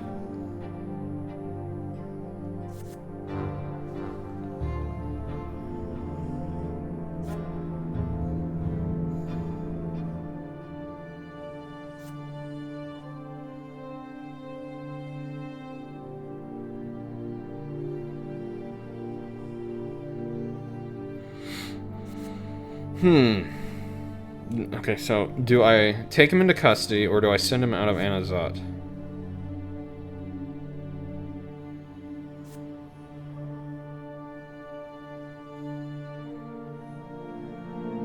Take him into custody, because then he's definitely safe then. If he's out of Anazat, I feel like Auten could hunt him down, and he might. So I'm going to take him into custody. I know Tomas is not going to like that, but I think it's the safest bet. You inform Elborn that you have a plan to protect Tomas, but the prefect need not know the details. It will be safer for everyone this way. That it will, Brante. You are the only one who truly knows how to help your friend. Proceed, then. My only request is that you remain within the law at all times. You assure the prefect that the law will not be broken. On the contrary, it will be enforced with prejudice. I will leave that to your conscience, then. We should get back to work. Begin preparing the case at once.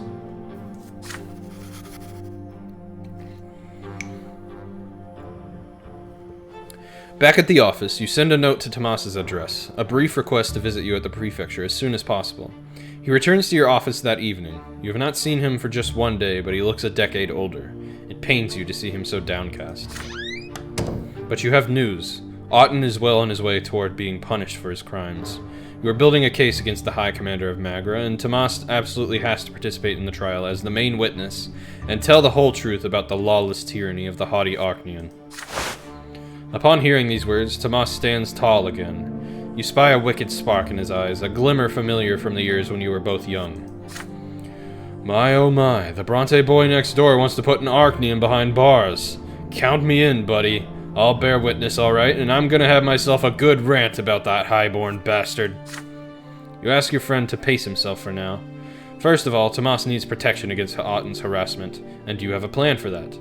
You will start building a case of illegal dueling, but introduce the facts in a different way. It will look like Tomas was the one who initiated the duel, and you will personally sentence him to a term in prison and temporary revocation of the sword. This way Auten will be unable to reach Tomas or challenge him again. Tomas will remain safe for several months. You want to put me in jail? Isn't that too much?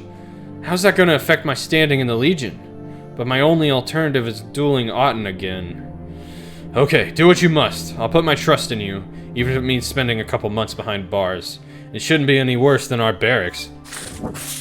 That settled, you write an order to imprison Captain Tomas Guerrero for inciting a duel with his superior, Sir Dorius Auten. All that is left now is to summon the gendarmes and have them seize Tomas's sword and take him to prison. You calmly watch your friend being put in shackles. He manages a sly wink before being let out of your office. I like that. Now Captain Guerrero should be locked in a dark cell and kept safe and sound by the prefecture. Not even an Archnean High Commander has the power to pull to get to him there. Okay. But your gambit does not go unnoticed. One of the judges at the prefecture learns about your order and starts spreading rumors among the other nobles, claiming that you besmirched the good name of Sir Dorius Auten. After all, you have created a written record of Auten being challenged to a duel by one of his own captains. A considerable mark of shame for an Archnean High Commander. In hiding, cool. The nobles are talking about it now. This will surely attract Auten's unwanted attention to the case and make your work as a judge more difficult. Yeesh. Okay, scheming went up. Interesting.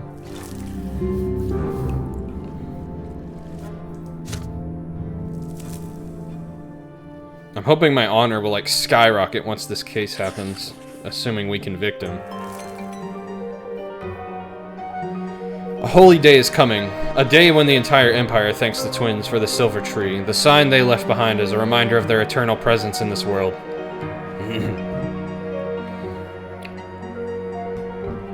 This momentous occasion is especially important for Anazat, but the clergy cannot agree on how best to celebrate it. Father Leonard has called for all worshippers of the twins to approach the Temple of the Silver Tree and kneel before the sacred relic. But the old clergy balks at the idea of Leonard and the new believers leading the ritual. The day has come. An immense crowd is moving in a procession toward the temple near the Silver Tree, where Father Leonard awaits. But an inquisitor by the name of Jean stands in their way. She strikes a defiant pose. Confronted by a member of the Holy Order of the Inquisition, the procession reluctantly stops. People, turn back! Those who attend Leonard's rite will succumb to the new faith. Those who reject the lots will defy their divine design. You're about to bring the wrath of the gods down upon us all. Open your eyes, go back to your homes, and pray to the twins. The procession wants to move, but the people are confused, until Father Leonard himself walks out of the temple to meet Jean face to face. People of Anazat, no one has the right to deny you the sacred ritual of worshipping the tree, not even the Inquisition. Is such a denial not more likely to provoke the wrath of the twins? The Inquisition must know that the new faith does not seek to challenge or defy the twins. We are merely trying to correct the mistakes of those who came before us. We do not anger the twins, we merely vex those who refuse to accept the dawn of a new age. Jean finds herself between a rock and a hard place. Seeing that she has no other choice, she lets the procession pass. The new face numbers have swelled as of late. It cannot be stopped now. Okay. Moving toward the new faith, which is what I want. Frame, you got grub. What you got? What you got, bud? What you eating? Today is an important holiday. The entire Empire is celebrating the festival of the Silver Tree, which commemorates the parting gift of the twin gods, the divine sapling they planted in our mortal world in the middle of Anazat. Mushroom Swissberg with poutine? Ooh, that sounds fucking great. The families of the city spend the day in peace and quiet, contemplating the divine roots that join together all people, their bloodlines, and the entire empire. Mother always oversees this holiday. The day before the festival, she seemed to have shaken off her usual apathy and engaged in the preparations with excitement. It was as though her illness had loosened its grip. Mother gathers the entire family for the holiday meal. Father is in high spirits today, sharing jokes with you and Nathan. Stefan is trying to suppress an atypical agitation. Gloria is the last to join you at the table. She is wearing new breeches with high stockings and a yellow vest. Gloria, you're wearing men's clothes again. No, Mother, I'm wearing clothes women are forbidden to wear. Father gives Gloria a stern look. Stefan rolls his eyes but says nothing. Suddenly, Nathan speaks up.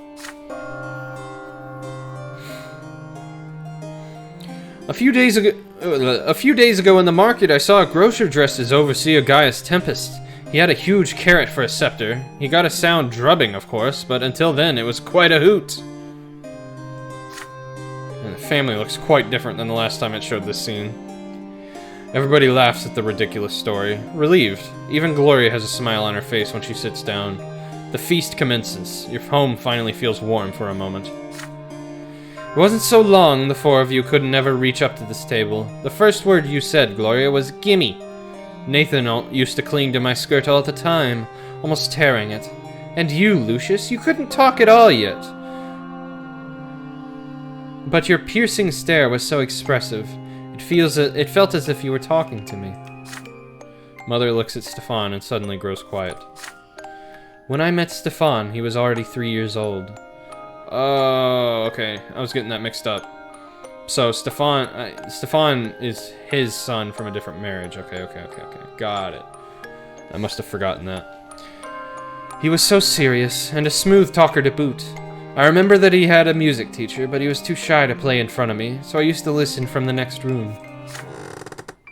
Stefan's face twitches. Your elder brother rises and moves to the old harpsichord. His fingers fly gracefully over the keys. A melody fills the house, melancholy and sweet. The last note lingers in the air, then silence falls. The family is awestruck. Words fail you all. Who wrote that? A nobleman from the capital?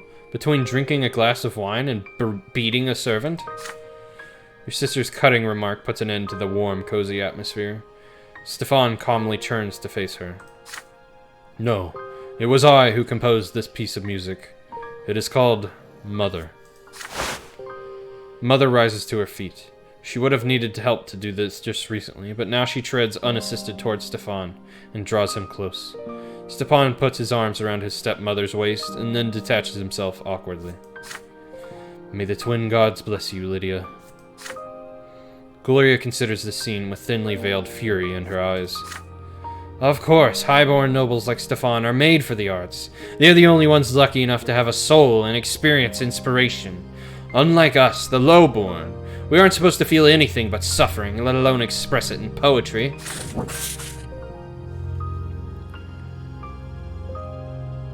Everyone notices that Gloria is clutching pages filled with writing, her poems. Your sister casts a mournful glance at the family, and her eyes rest on you.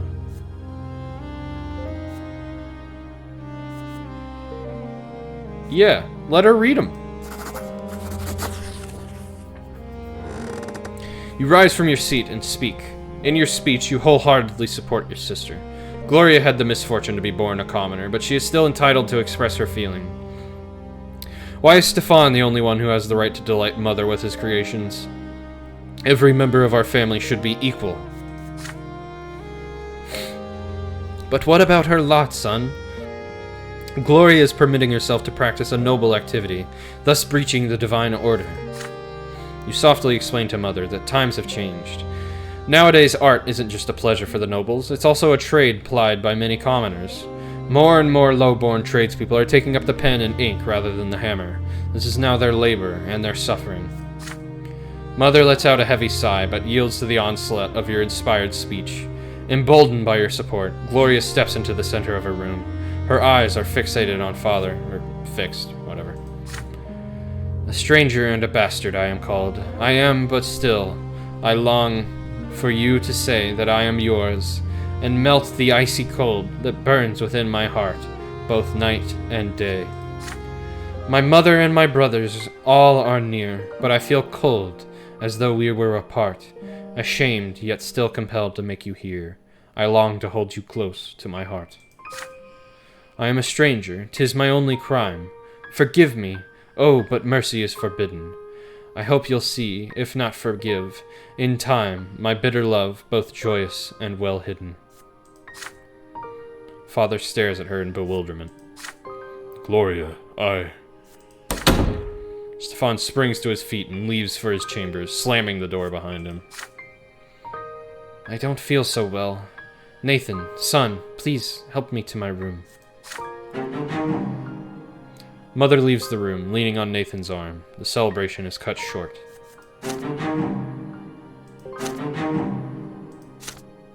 I think Gloria deserved that much.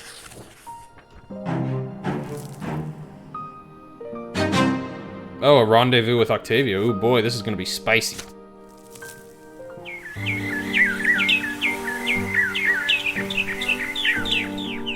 Octavia and you do not see each other very often. Sometimes as the days wear on, you forget about your unusual liaison, but then the Archduke's daughter bursts into your life and you abandon yourselves to passion until she disappears again. Today, Octavia is waiting for you at her summer home in the city. It is a cozy little villa, well concealed from prying eyes by a high fence. Beyond the fence is a glorious garden. You've never seen one so beautiful in Magra. Octavia meets you on the veranda.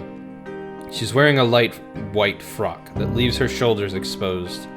Her black hair cascades down her back. You bow to Lady Melanidas. She grins and draws you toward her so that you sit down by her side. The sun is melting beyond the horizon. Octavia commands her servants to leave you alone. Tonight she is strangely pensive, barely touching her food and drink. You cautiously inquire if anything is amiss. Listen to me, Lucius. I am at a crossroads. My father, the Archduke, is planning to send me out of Magra for a while. Apparently, in his opinion, my escapades are bound to cause trouble for our family. Octavia stands up, towering above you. Her eyes burn with a menacing flame. I am a daughter of the great family of Melanidas, an Archnean born at the peak of the world. All shall tremble before me. Isn't that so, Lucius Brante? But before you can reply, Octavia abruptly lowers her head, downhearted. I am not free. Just like you, my dear human Brante. I have a duty to my family, to my blood tide, to the Empire. My whole life, all I've ever done is fulfill obligations created by others. I have no aspirations. Everything is preordained, what the world is like, how I ought to live. What my father doesn't decide for me, those two up on the peak of the shining pillar already have. Ugh. I burped and it tasted like Fireball. I'm looking for a way out of this cage. It must exist. I study history, but all I find are tidbits of lost knowledge. But I believe that I'm not the first to try to escape the chains of this world. What am I to do, Lucius? You yearn to break free of the fetters of fate, just as I do. You have escaped the commoner's lot and joined the higher estate. But your new lot is just as much of a prison, isn't it? Could it really be that none of us will ever be free? Octavia looks into your eyes dolefully. You've never seen her so hopeless before.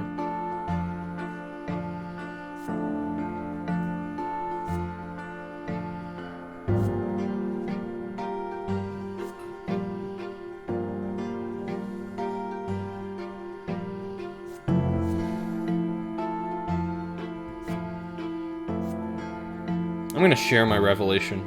Yeah. Hopefully give her some hope.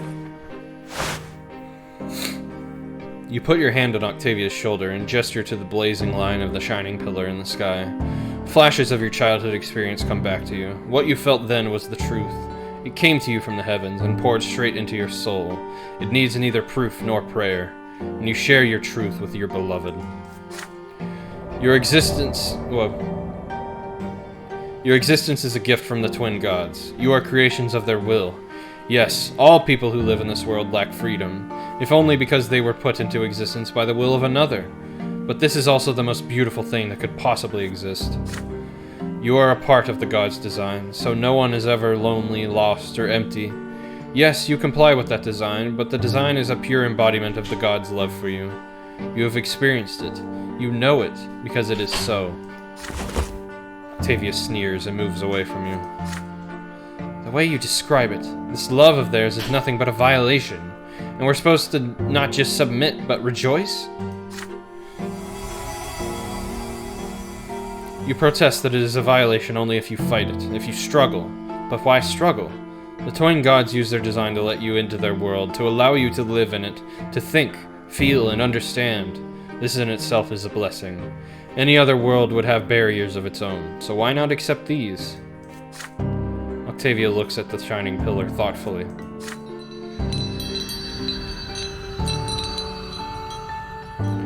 There is something to what you say, but you experienced this revelation firsthand, and I didn't. And to me it all appears to be submission, as though I were a puny commoner at the feet of my master. Must I, Octavia Melanidas, submit and endure? No, I'll find another way. Anyway, that's enough theology for today. Put your arms around me, Lucius. I want to savor what I have now. Oh, Kenny. Thank you. You are too kind. Let's see how slurred this can get.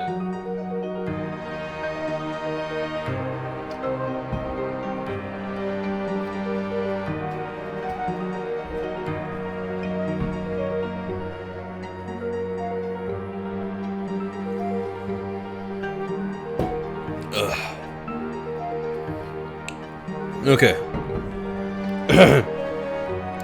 News from the capital quickly reaches every corner of the Empire. Geryon and Flavius, the heirs to the throne, have left the Emperor's palace for the province of Monia, which is ruled by Great Chancellor Agerius Monrogue. That fucking dick. I think he's a dick. The Great Chancellor has accused the Emperor's court of harboring malefactors, conspiring against the Imperial heirs. This is why he has offered them shelter and safety in his own impregnable citadel. Common people are particularly worried by the news. They take it as a sign that the Chancellor is seeking to solidify his power by holding the heirs hostage. If this continues, Monroe could coerce the Emperor into revoking the Imperial law, thus depriving the common estate of any and all rights.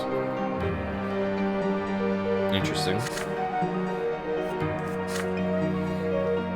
All hope for reform in the Empire has vanished. From farmer to rich industrialist, the commoners are growing desperate. In your province, the authorities are trying their best to put the people at ease. The magistrate of Anazot makes a speech from his balcony to the excited crowd below. Trust in your emperor, good people. God, that shot's hitting me a little harder than I thought it would. Okay. Ugh. Trust in your emperor, good people. The imperial heirs are the future of the Great Tempest dynasty. The emperor has made the wise decision to send them far away from the scheming court. Oh, God.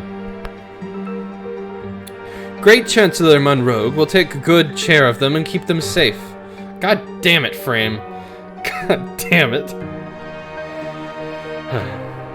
All glory to the Empire. All glory to the Tempest.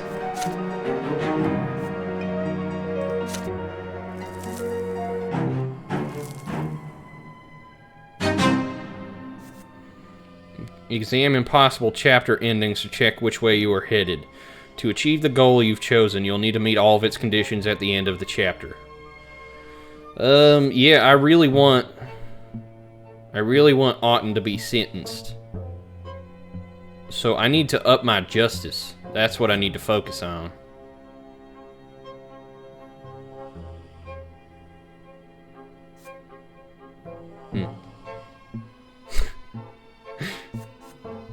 I'm glad you're enjoying this, Kenny.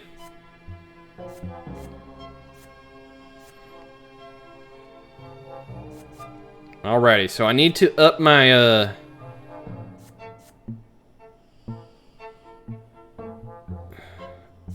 I need to work on my justice. Yeah, that's all I need to do. I need to, keep advocating for the people, and then I can convict Auten. Let me look at my, my stats right now. Okay. We're not far off. I think I just need to be at 8. Let me check on that.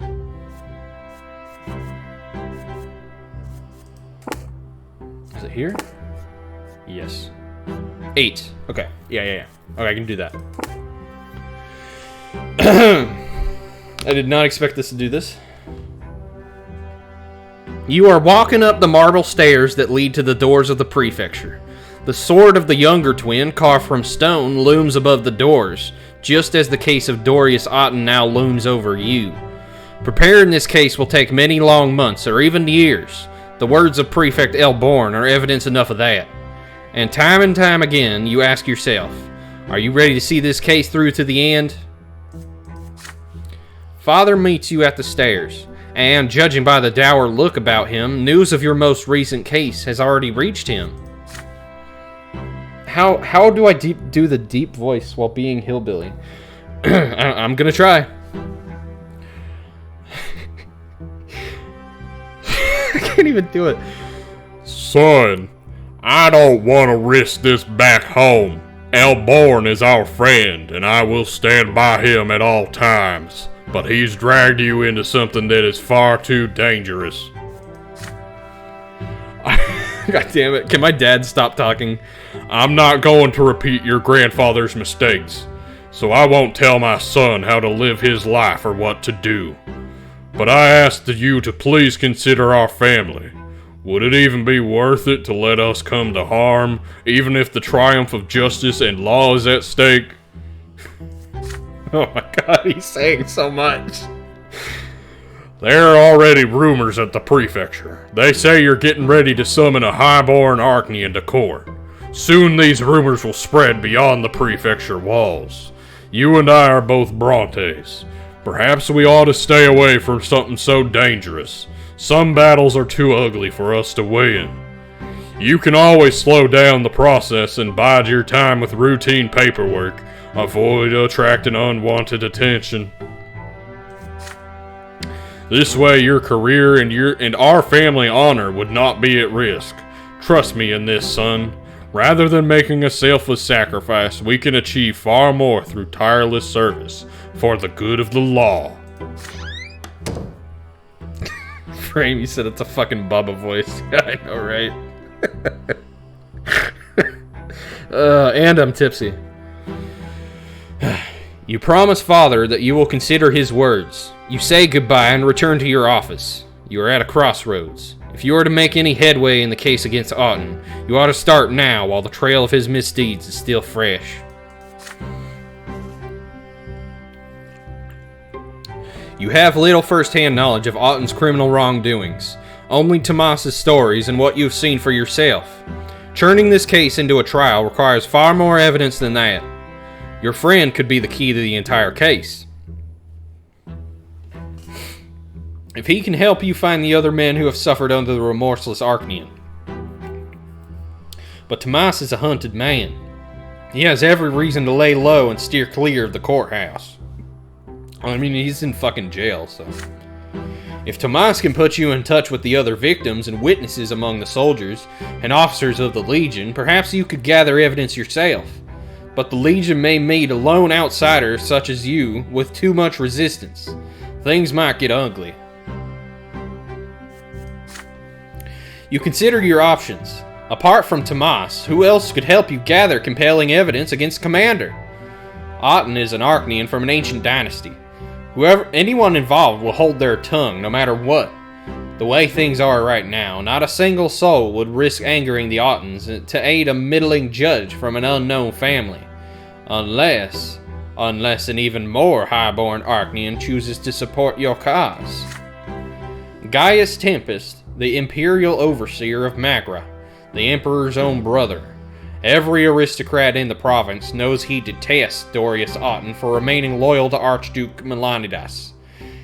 Ensuring your Overseer's support would increase your authority greatly, and give you a chance to gather evidence against Otten without Tomas lifting a finger. But the Imperial Overseer is one step above the Prefect, your immediate supervisor. You can only address Gaius Tempest directly if you keep it a secret from Elborn. Communicating directly with the Overseer of the province means defying your loyalty to Elborn. Are you willing to do this? Puzzled, you start pacing around your office. It's time to decide how you will begin this case.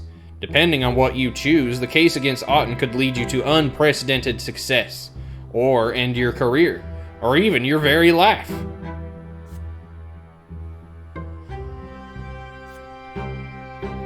Oh, shit. My reputation.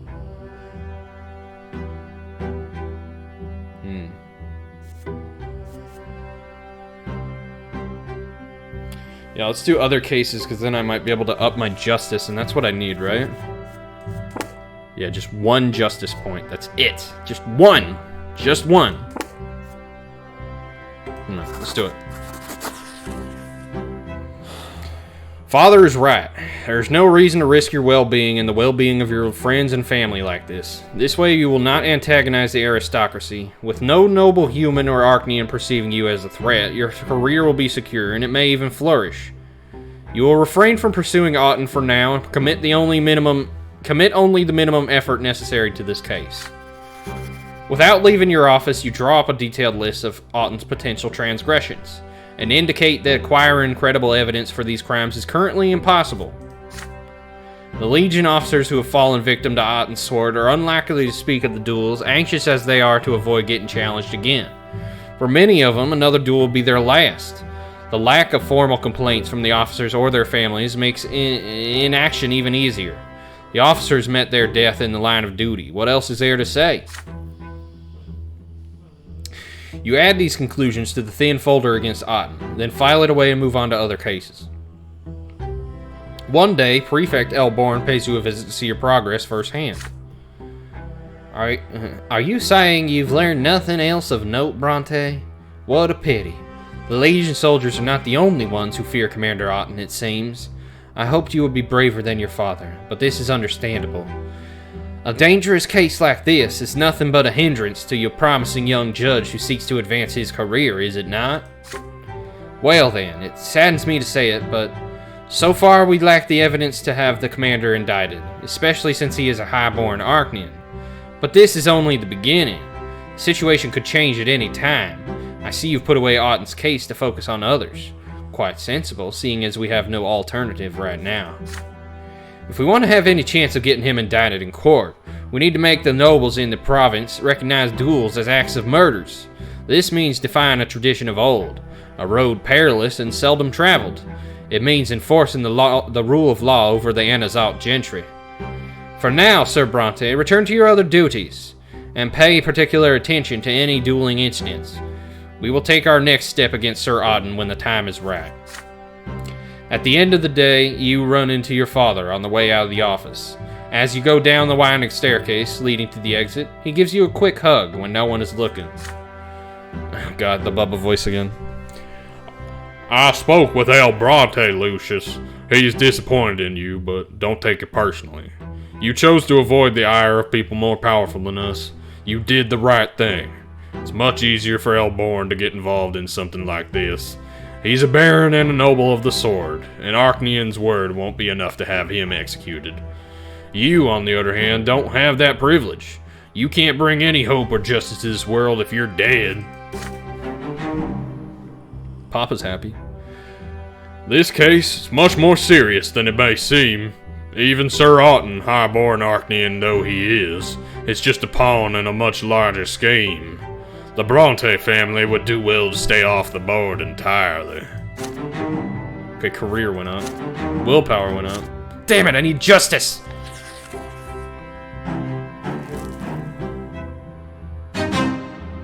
Stefan's Gambit. Okay. You've hardly found any time for family matters this year. The events taking place in the city keep you busy at all hours. Tonight you come home extremely late, but the fireplace in the sitting room is lit. By the fire you see Stefan with a glass of wine. Your elder brother has been waiting for you. You take a seat in the chair by Stefan's side. Your brother keeps churning his glass with his long fingers. Lucius, we need to have a talk about Gloria. She flatly refuses to behave as she oughta. Her antics are ruining our family's reputation. If this situation persists, nobility of the sword will be out of the question. Brother, I do not wish her ill, but we have no right to sit idly by. Regrettably, Gloria will never truly be a part of the Brante family. Her origins are too tarnished, so it is our duty to find her a new family. It is high time Gloria got married. But we can't just give our sister to a commoner, can we? And how could any noble wed her knowing her origins? It's been a stumbling block for a long time, but I finally found a suitable match for her. His name is... oh god, this guy. His name is Jose El Pelletier. He is a young nobleman of the sword, recently graduated from the college, and now he has a position at the city hall. You recall a reception several years ago where he couldn't take his eyes off Gloria? Pelletier has been obsessed with her ever since. Not even her lowly origins can deter him. Admittedly, Gloria does not reciprocate his affection just yet. So let us convince Gloria that becoming Sir El Pelletier's bride is her chance to escape her current situation. And then let us pray she comes to her senses and puts her rebellious ways behind her. Isn't this an ideal solution? After marrying El Pelletier, Gloria will be a noble woman herself. We'll be granting her the freedom she's craved since she was a girl.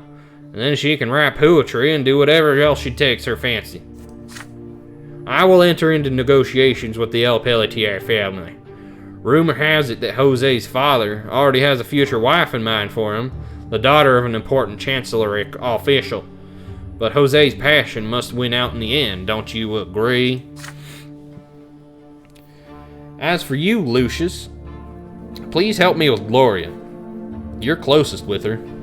You can make her see how beneficial this match will be. She must fulfill her duty to the family that took her in, after all. Stefan looks at you expectantly. You are at a crossroads. Will you accept your brother's plan or refuse him? Will this marriage be a blessing, and for whom? I don't want to, because I promised to her a long time ago that I would make her a member of the family, so... I know Stefan's going to be pissed, but I'm going to refuse. Your words slash through the silence of the sleeping house. You disagree with Stefan and will not participate in his plots against your sister. Stefan does not say anything, but his grip on the glass tightens. Finally, you hear the sound of breaking glass, and glimmering shards fall to the floor.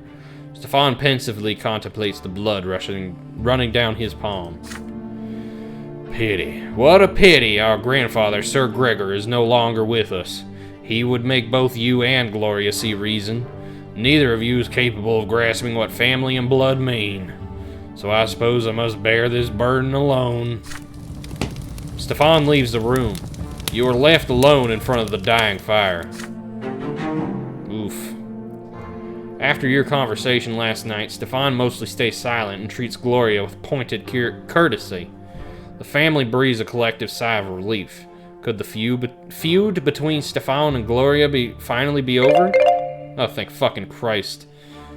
You are the only one who is aware of the scheme your brother is concocting.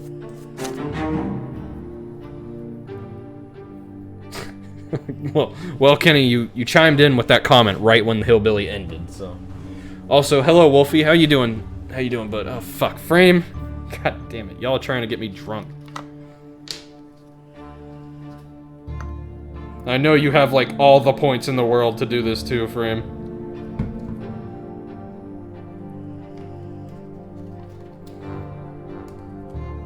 Oh, you finished your scenario? Nice, nice. It's always good. Cheers.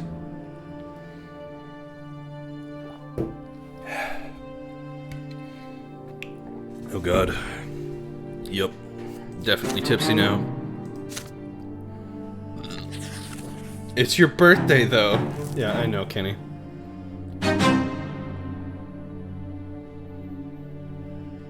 Okay. What's happening here? Your home is quiet tonight. Father is away, arbitrating disputes. Wolfie, you said you're gonna move on to 6 next stream? Nice, nice. It seemed like a fun game. I looked into 3. It's very different from the game you were playing. Well, not very different, but quite different. I'm interested in it, but I'm not sure. I don't know. I might look up some gameplay before I actually try to stream it. There's a little left in here.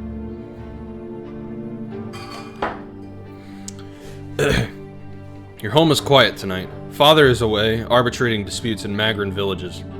Stefan is visiting one of his high-placed patrons. After a dinner spent in silence, everyone retreats to their chambers. You are about to retire for the night when Gloria calls out to you. Lucius, wait a minute. I have an important favor to ask you. I can watch your VOD for 3 from a few days ago. I might do that, yeah. That'd be a good way to see if it's any good. Well, I mean, it's almost certainly good, because you said it's like your favorite game of all time, right, Wolfie? But my main question is whether I'd want to stream it. There are a lot of good games that exist out there that I just don't want to stream. Your sister leads you to her longtime refuge, the library. Here in the shadows, beneath the between the bookcases, you will not be overheard.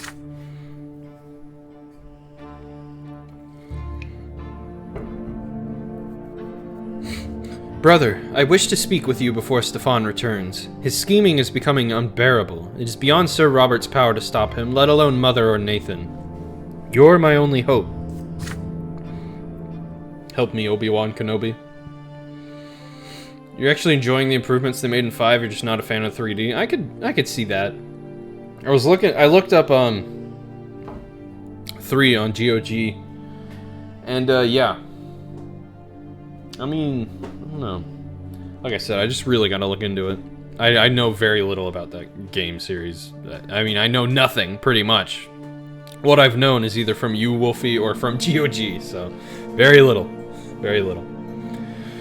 Also, I'm sorry, I probably sound a little weird, I'm tipsy. You shrug. All families argue from time to time, but every quarrel has to end sooner or later. Yes, it will end, when Stefan finally gets rid of me. As far as he's concerned, I'm just a stumbling block and a stain on his father's good name. He lets me stay in the house only to avoid causing a scandal in high society. It's only been 3? Wasn't that 4? No, I took 2 at first, and then there's doing 2 additional, so it's been 4. I mean, like, I'm not drunk, but I am tipsy.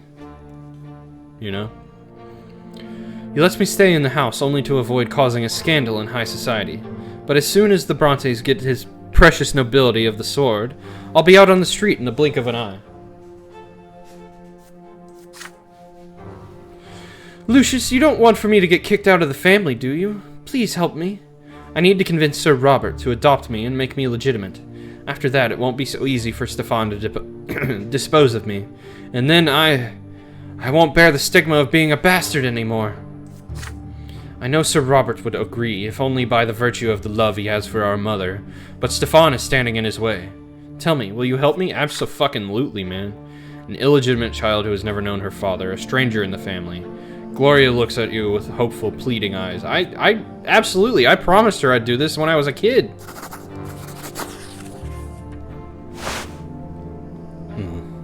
Good. You give Gloria a firm embrace. Ever since you were children, she has always been by your side. The two of you may have different fathers, but she is your sister. And she must remain a member of this family. It is your duty to come to her aid. You will make sure Gloria becomes a Brante. Good. Gloria lets out a sigh of relief and hugs you back. It makes me so happy to know you're on my side. You wait for Stefan to come home. Your brother returns from his visit, mirthful and in high spirits. This is the perfect moment to have a talk. I'm not gonna marry my sister, fuck! Hell no! I just want my sister happy, okay? That's it. I just don't want her fucking miserable. I don't want her feeling like she doesn't have a place in the family, man.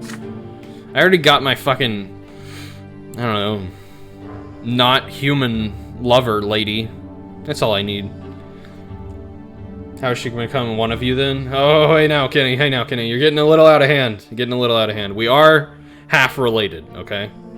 Half related. I don't want any weird, disfigured babies. It's the straight path. It is the straight path! But we're not doing that. Oh, God.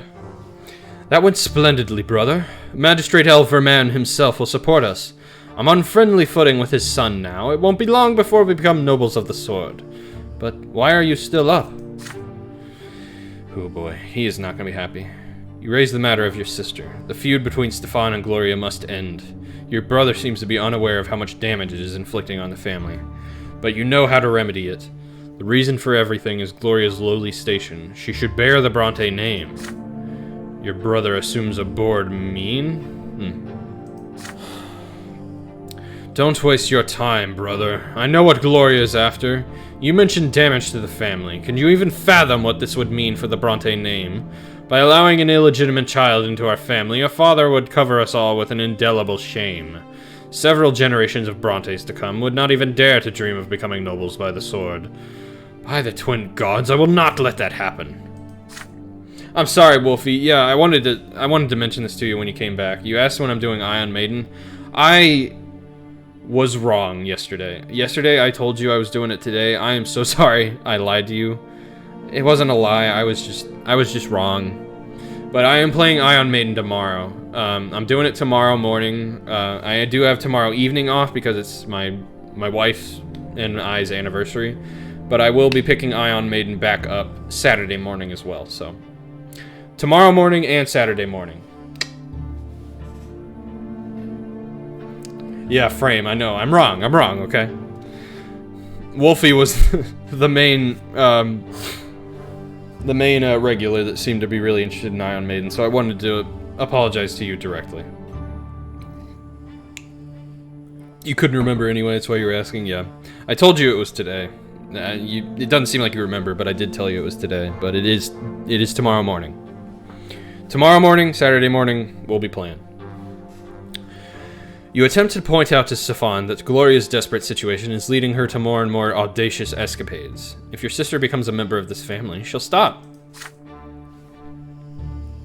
Believe me, Lucius, I want to see Gloria at peace as much as you do. But not at the cost of our entire family's future. Absolutely not. Sorry, alcohol's hitting me.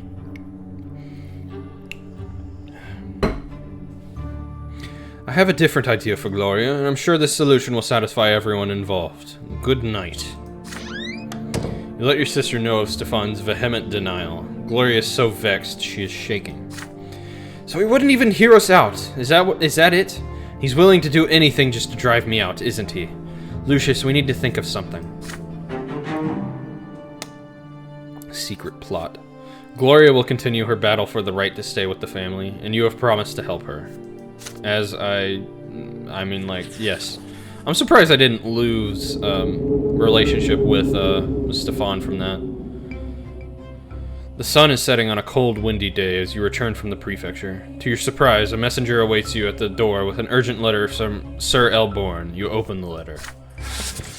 Brante, there is an urgent case I must entrust to you. We've just received a report of a secret society formed by young nobles. The Archduke's family may be involved. This concerns me. I suspect a possible plot to depose Overseer Tempest. Normally, the secret chancellery handles all such cases, but I'd rather investigate the rumors of the plot before there is any such action. Preventing unnecessary bloodshed and disgrace would be prudent. You are to investigate this matter as soon as possible. Wolfie, excellent question. You said if you redeem no cursing and there is cursing in the game, does that create a paradoxical black hole and the stream implodes? Yes. Absolutely. But please don't waste your points, because this stream involves very little cursing. If you want to do singing, that would probably be more interesting. My god, why did I say that out loud? The gendarmes tracked down a suspicious nobleman by the name of Alexis L. Lance. Based on his confession, a meeting of his society will be held tonight. Unfortunately, this is all we were able to learn from him. The fuck! I shouldn't have said it! God damn it. Unfortunately, this is all we were able to learn from him. The Lance family is of too high standing for more thorough questioning. Okay, I'm starting now.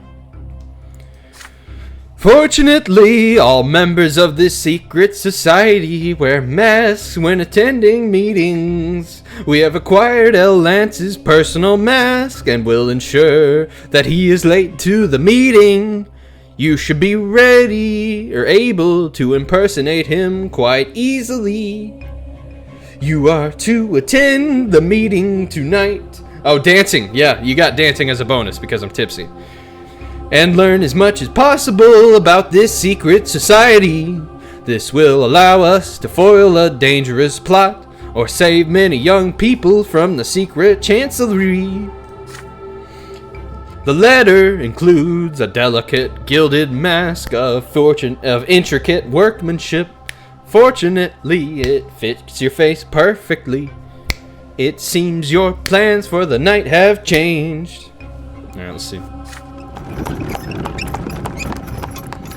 Following the prefect's instructions, you come at the appointed hour, to an inconspicuous mansion on the edge of Anaza, with a spacious yard and a tall fence around it. God, this has no rhythm whatsoever. The gatekeepers bow and open the gate as soon as they see you. It seems the mask is enough to convince them you belong inside. Inside the yard, you see noble carriages, many more than you had expected.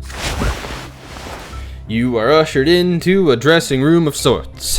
The change of clothes already waits you inside. It is a curious garb, a square of glowing... It's so bad. A square of flowing, sparkling cloth with clasps and cords to keep it from unwrapping. You have never seen anything like it. With this strange robe and the gilded mask over your normal clothes and face, you cannot help but feel rather silly. This attire feels positively unsuitable for any kind of plotting or scheming. A+ for effort. Thank you, Wolfie. Oh god, that mask does look stupid. Next, you proceed to a large room. The windows are covered in black cloth to keep prying eyes away. I don't know, I'm just like... I'm just doing that rhythm over and over. But you forgot about it moments later. What appears to be a strange performance is playing out before your eyes. You hear droning unfamiliar music coming seemingly from nowhere. You see candlelight dancing and glimmering. Ribbons of gold and silver are... Okay, I can't even like keep that with the rhythm. Are hung along the walls as decorations. And there are people, many people like you. They are dressed in flowing robes and delicate gilded masks with narrow slits for eyes. Oh, thank God this is only going on for another minute and a half.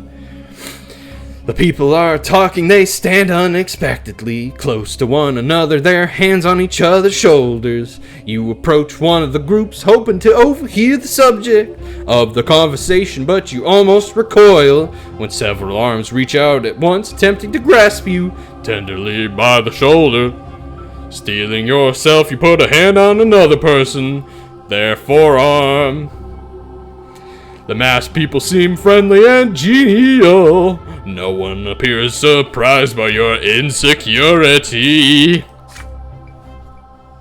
Chocolate rain, a baby born without a name.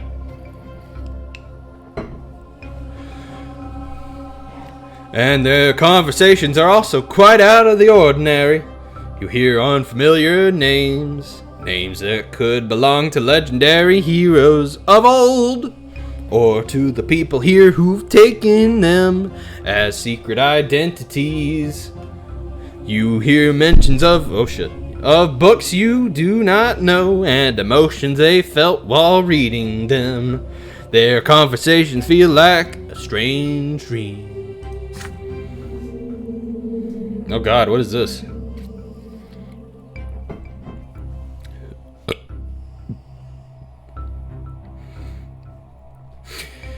You hear several voices singing in a far-off corner of the room. There are no lyrics. Oh, thank fucking Christ! There are no lyrics to the song. Each voice maintains its own note. Together, these voices form a tender, softly aching melody. It feels enrapturing. It spirits you away. You feel so distant now from the purpose of your visit, so withdrawn from the judge's trade, so far away from the Empire, and from your very self. What the fuck is this? Oh shit, Kenny. It's like I feel my head floaty now, and which means, like, I've been drunk enough times to know this. My head feels like it's floating a little, which means if I drink a little more, I'm gonna start slurring really fucking hard. So here we go. Who the fuck? What the fuck did y'all clip? Who clipped it? Who clipped what? Was it the singing? Was it Chocolate Rain? Did y'all clip Chocolate Rain?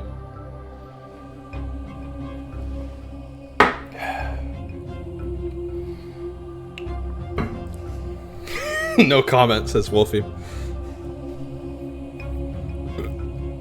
A hand touches your shoulder, bringing you back to your senses. A pair of familiar eyes look at you intently from behind a glinting greenish silver mask. Kenny, I gotta know, are you matching these shots or are you just making me get drunk? They belong to Octavia, so Octavia's here. This is weird. You pull back and bow to the Archduke's daughter. I believe I recognize the man behind this mask. I never expected to see you here today, my extraordinary human. But I must behave here. You'd best do the same. We are not alone. It would be best if we are not seen too close to one another. As for this place, Sir Brante, allow me to explain. This is my circle of Latari, and before you ask, no, we do not plot, nor do we scheme. We have removed ourselves as far as possible from such machinations. You're already fairly drunk, but you have work, so you can't match. Okay, that's fair, Kenny. I'm just gonna be hungover as fuck tomorrow, playing like a very high-paced game. It'll be fine.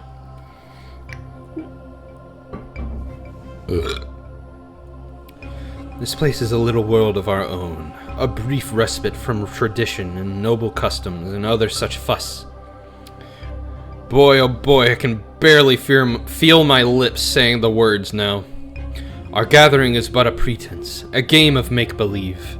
We pretend we are neither nobles, nor citizens of the Blessed Empire, nor humans, nor Archnians, but the Latari. Do you know what this word means?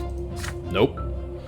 I would not be surprised if you've never heard of the Latari. These days, the people of Latari are mentioned only in rare historical works. Long before us, in an age when this land was fertile and green, the Latari lived upon the land that would become Magra. They were masters of a remarkable art. They could create worlds from nothing but their conscious minds. Many of these people come here for simple entertainment and a brief taste of freedom. Others seek a respite from the blinding customs of the noble lot. Still others feel encumbered by their blood ties and ancestral obligations. I guess that makes sense why she's here then. Only here are we fully free from the burden of our past and our present. Yet some among us seek more than brief moments of freedom. They are drawn here by a fascination with the Latari and their idea that our entire existence can be shaped by the mind alone.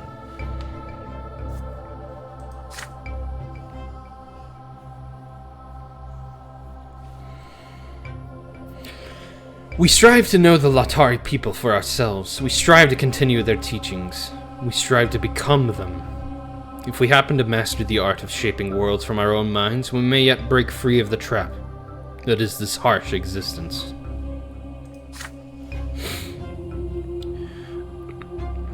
Surprised by this, you ask her why she is telling you this so openly. She knows that the rituals of extinct races are held in the same regard as magic, and punishable as such. In response to your question, Octavia suddenly takes off her golden mask and reveals a slight smile on her once hidden face. May your voice never speak the words of deceit. To great shame lies the path of untruth. Where an Archnian lies, where a human denies, the Latari speak truly, forsooth. What the fuck does that mean? I am not afraid. The truth of the Latari matters more to me than any persecution. You came here in secret and wearing a mask, which means the prefecture has taken an interest in my little gatherings. But I am confident you will describe this as an innocent club of young nobles, and keep our fragile world from prying eyes and ears. Would you do this for me, Lucius Brante? Fuck. These words spoken by Octavia sound more like an assertion than a question, but you are in no hurry to respond. Your thoughts are tangled, lost amongst the echoing voices, fluid motions, and a transcendent music. This gathering is in violation of the law. This you cannot deny. All rituals of extinct races were banned at the foundation of the Empire. You may summon the gendarmes here at any moment. You need only give a sign to the driver, and when they get here, the circle of Latari will be gone in an instant. You will prove to the city that not even the most noble of its denizens are above the law, but Octavia will never forgive you. Fuck! You could, on the other hand, keep the circle of Latari a secret from Elborn and report this meeting as a harmless gathering of young nobles looking for an opportunity to socialize. But if the secret chancellery ever takes interest in these meetings, you will be powerless. Someone has already reported Octavia's circle to the prefecture. There's a very good chance the reports will continue. Perhaps if you tell Octavia of the danger she is facing, she will disband the circle herself. Okay, that's like a middle ground. There's one more way you could resolve this predicament. With a piece of paper, some ink, and a bit of skill, the Circle of Latari could become a noble historical society. One of many dozen in Anazat alone. Legitimized by the city, Octavia's gatherings would remain a secret within this mansion. But do you have enough influence to make this possible, and would it be wise to expend it in this way? I have no influence. Say something, Lucius. This is no time to be quiet. The great mystery of Latari is about to begin.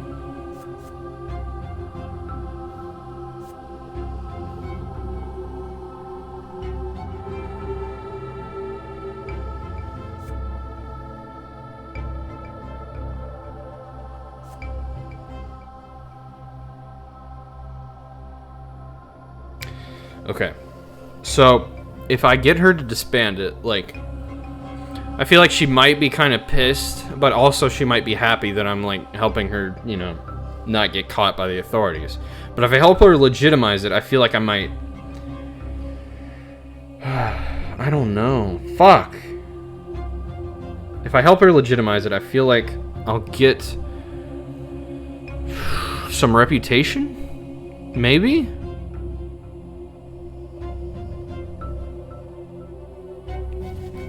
Fuck it. I'm going legitimize. You chuckle, shaking your head. How quaint. A group of nobles hiding from sight, wearing masks, studying the culture of a long-dead race. Has Lady Octavia never considered taking her historical studies a bit more seriously? Octavia's eyes narrow, trying to discern the meaning behind your words. There is a way to make the meetings of the Circle fully legitimate, you continue. You have enough influence to get the papers they need and have them signed by the right people. Octavia's face lights up. She continues your half-finished thought right away. Indeed, my dear Sir Brante, welcome to a meeting of our Imperial Historical Society. Surely you would be so kind as to procure us a proper plaque for the door? You nod. With a genial smile, Octavia extends her hand to you. You take it and kiss it gently. If only we were so alone, I could show you the full extent of my gratitude. But the great mystery of the night is about to begin. You should leave us. You'll bring danger upon the Circle if you're seen coming here again. You'd best get those papers prepared right away, kind Lucius. The members of the Circle are already gathering in the middle of the room, ready to begin their mysterious ritual. You feel dozens of eyes on you from behind the gilded masks. They will not begin until you leave the Circle. Following Lady Octavia's suggestion, you change into your normal clothes and leave the mansion. The next day, you report to Elborn and put his concerns to rest. There was no sign whatsoever of any noble plot. The group is nothing but a historical society run by several young nobles who meet to discuss the cultures of old. They simply lack legitimacy, but you can rectify that. This sounds suspicious, Brante, and the Archduke's daughter is involved. I hope we know what you're doing. Either way, I'm glad we didn't sick the gendarmes on them. I hope the secret chancellery and Sir El Ferro never learn of these reports. I doubt the advisor would be as tolerant of their youthful amusements. You assure the prefect that Lady Octavia's Historical Society will have all the permits they need to operate without arousing suspicion. And so the Anazat Historical Society for the Study of Ancient Peoples is founded. The City Hall wastes no time in approving the necessary paperwork. Every official there knows that Judge Brante is a respectable gentleman with friends in high places. And your busy patrons pay no heed to the follies of young nobles. Octavia sends you her reward in the form of a letter. When you open the envelope to read it, a gilded key clinks to the floor. Lucius, I am impressed by your abilities. You know how to use your connections and bring me joy. It pleases me to know that I was right about you. A chest matching this key will be delivered to your estate tonight. Farewell, Lucius. It will be some time before we meet again. I have much to do on my own. You cannot help but think of Octavia and those who followed her. They've dared to reject their nature, lot, and birth in an attempt to become something else entirely. But do they have what it takes to cast off the shackles of their existence? Or are they nothing but madmen who yearn for the impossible? Well, she's happy. As for Octavia and her circle of Latari, you hear nothing of them for a long time. After that night, the Archduke's daughter seems to vanish from the social circles of Anazat. She's never been one to tell you about her plans. Your encounters with her have ended as abruptly as they began. Okay, so we're no longer fucking. That's kind of unfortunate. We got more wealth. Okay, I got some theology and diplomacy. I'm received in elite circles now. That's pretty cool. I still really need to get, like, my justice up. So badly. The mark of dishonor. Hold on a second. Hold on. Hold on.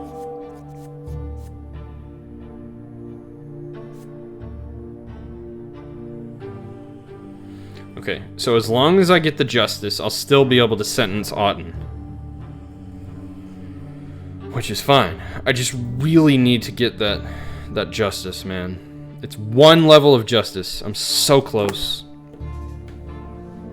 Recent events have dealt a crushing blow to the reputation of the Brante family. You have slipped into the realm of infamy and disgrace. So far, the noble families of the city have patiently endured your transgressions, but now you have lost face in their eyes. Noble society is eager to bring your every dusty scandal back into the light. Old offenses, ancient grievances, and, naturally, father's marriage to Lydia Brante, and Gloria's ignoble origins. And they have surely not forgotten that the sons of Robert and Lydia Brante, Lucius and Nathan, were born out of wedlock. Were they? I didn't know that. Shit. None of the nobles will ever say this to your face, of course. Their behavior will seem perfectly ordinary on the surface. But no matter where you go now, you will be followed by scornful glances and dismissive whispers. No, he's not happy, but that's okay. He still loves me. We have to accept this and humbly bear this burden. All hope of being ennobled by the sword is lost. No matter what we do to restore our name, we will never wash away this mark of dishonor. Okay, we still got decent wealth. Our unity is still fucking great.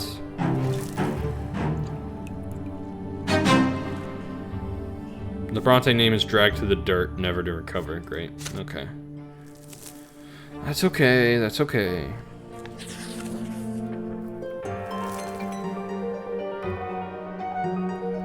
Rumors are running wild in Anazat. People say that a mysterious clandestine society called the Last Straw holds the entirety of the city's seedy underbelly in its clutches, with men in safe houses all over Anazat, planning and scheming against the nobles and the rulers of the province.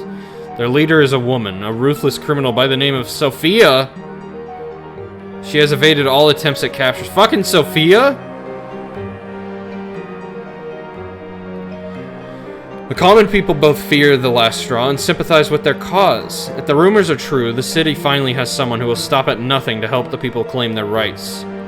But who will support the secret organization? And how will the insurgents manage to survive this long? No one in the city knows the answers. Magistrate L. Verman must assuage the people's fears once again.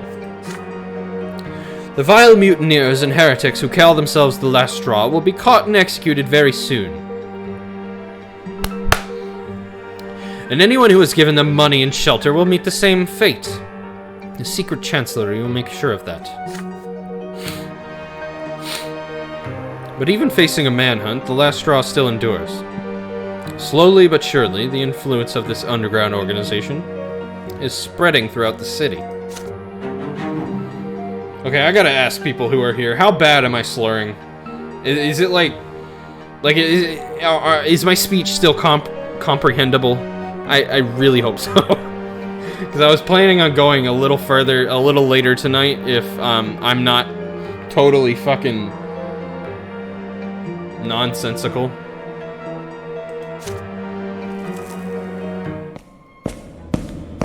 Threats and promises, okay. You are in the middle of ascending the city hall's long, curved marble staircase, a small man beneath this building's towering vault. You were suddenly visited that night by messengers from Magistrate Elverman. They insisted the reason was most urgent. You were already expected upstairs. There's a deafening silence in the lavishly decorated corridors. Your footsteps are the only noise you can hear.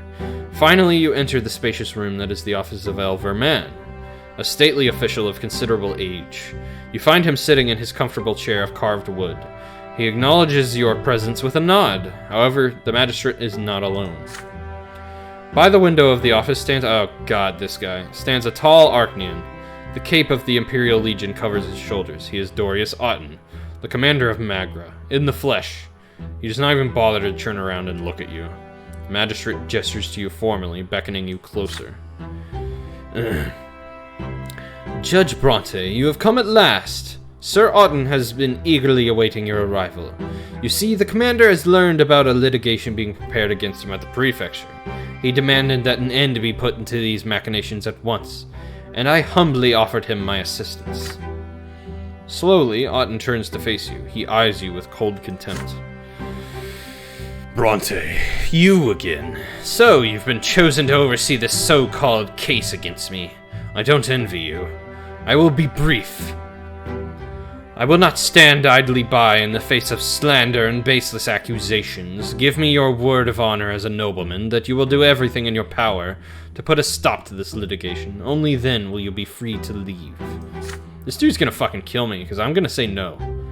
I will treat any other answer as an insult against my noble lineage, and let it be known that Sir Elverman holds many positions, such as the chairman's seat at the Court of Honor, which means that any insult will be soon followed by a legitimate duel of honor. I'm sure you know full well how others have fared in duels against me. Otten turns toward the window before you say anything, as if your answer has already been heard. Magistrate Elverman watches Otten, and you silently watch him with a mysterious smirk. You stand before the two lords of the city, a young man only recently ennobled by the mantle. Any word that leaves your lips now will affect your fate. Yeah, I need more valor to just fucking retaliate.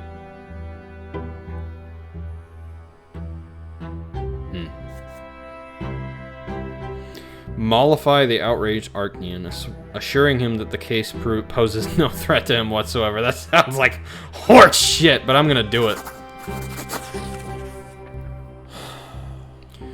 Defying Otten's will now means facing true death by his sword, and your family will be left to suffer next. You have no choice but to lie and mislead the enraged Archnean, doing what you can to mollify him. And so you bow deeply and speak as meekly as you can. Indeed, you say, His Excellency has every right to feel wronged by the prefecture. There's indeed a folder with his name on it in the archives, but you do not seek to besmirch Otten's honorable name. No, quite the contrary. You've merely been told to investigate slanderous rumors of illegal duels, and so far you've found no evidence that could tarnish the honor of the commander of Magra. It is true that Sir Otten is an impeccable master of the sword, and no opponent can duel him without suffering a lesser death. But His Excellency had every right to duel whomever he chooses. You, on the other hand, are but a humble servant of the law. To you, even the thought of initiating litigation against an Archnean lord is simply unthinkable!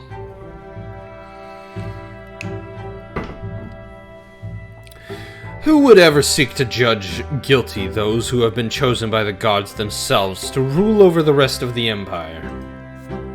No one said I sound really drunk, so I'm just gonna keep going. Quit your groveling, Brante. I don't need to waste my time on a duel to see you're no threat to me. So much the better for me, then. The Archduke is expecting me already. But pray to the twins if I hear even a word of this so-called case again. Farewell. Otten quickly walks out of the magistrate's office. Once his cape has disappeared down the long corridor, Elverman turns to you with a smile of approval. I see you're getting more and more accustomed to knowing your place, Brante. The likes of you are always a perfect fit. in the ranks of power, even if you will never reach the very top. Once again, I am most pleased to have you with us. Is that how I sound, Wolfie? Do I sound like you don't sound too drunk to you? Is that how it sound? Oh, I improved my relations with Dorius. I'm not really concerned about that. You leave the city hall with a heavy heart. Sir Elborn wants Otten's case to progress, and so it will, no matter how much you have to bluff and delude those in power. Otten's sword will continue to loom over you until his case comes to an end. Now I sound like Sylvester Stallone. Hey, buddy. Do I sound pretty coherent right now? You want to do an arm wrestle?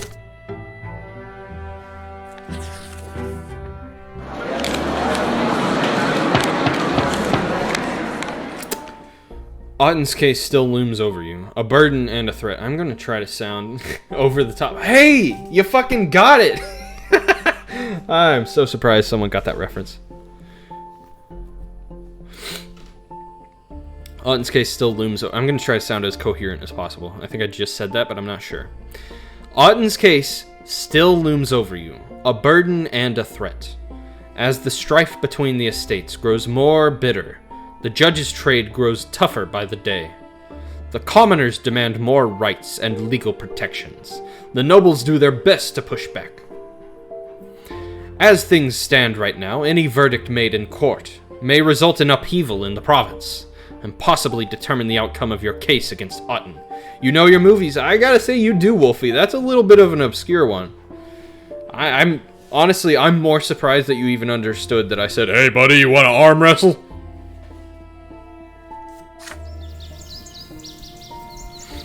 One day, in a park by the Pheles estate, favored by dueling Anazot nobles, you see a curly-haired young man lying prone in the small sunlit square. His body has been pierced by a sword, and it has not vanished. A true death. This is weird.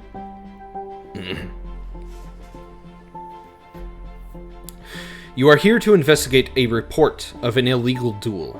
The winner is still here.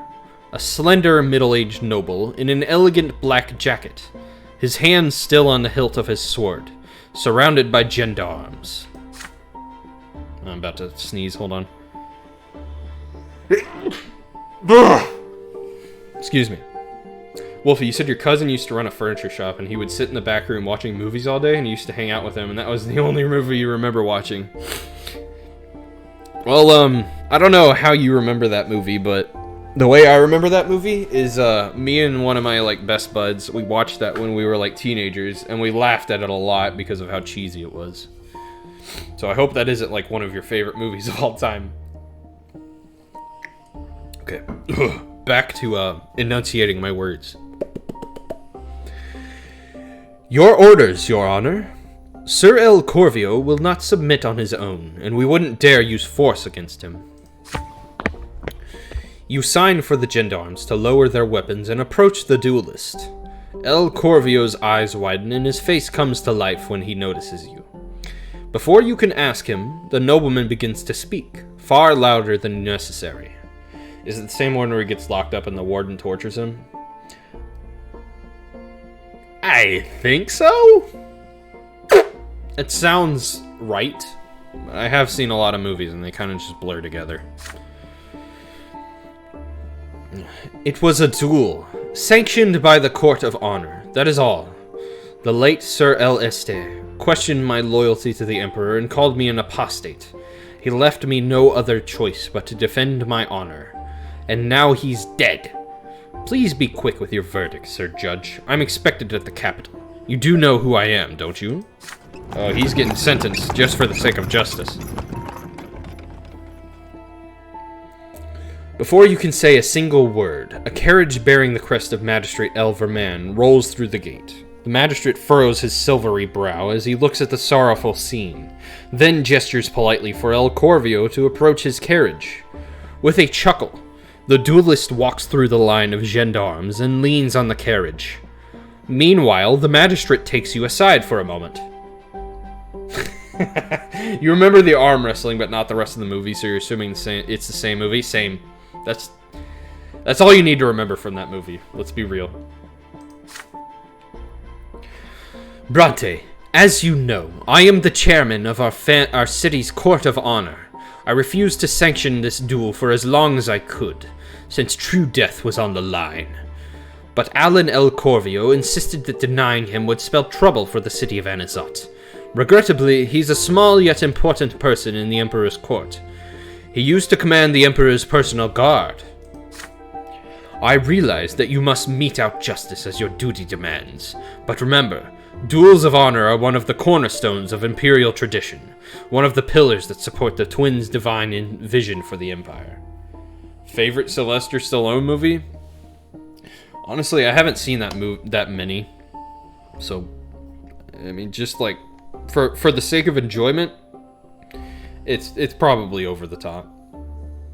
I mean, like, I had a great time watching that movie, just because of how cheesy it is. We just laughed and laughed and laughed, man. You have the authority to punish El Corvio, but be careful. He might make a dangerous enemy, both for yourself and for all the nobles of Anazat.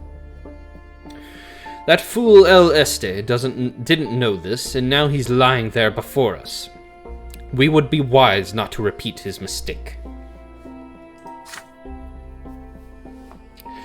The magistrate of Anazat glances around, then continues in a hushed tone.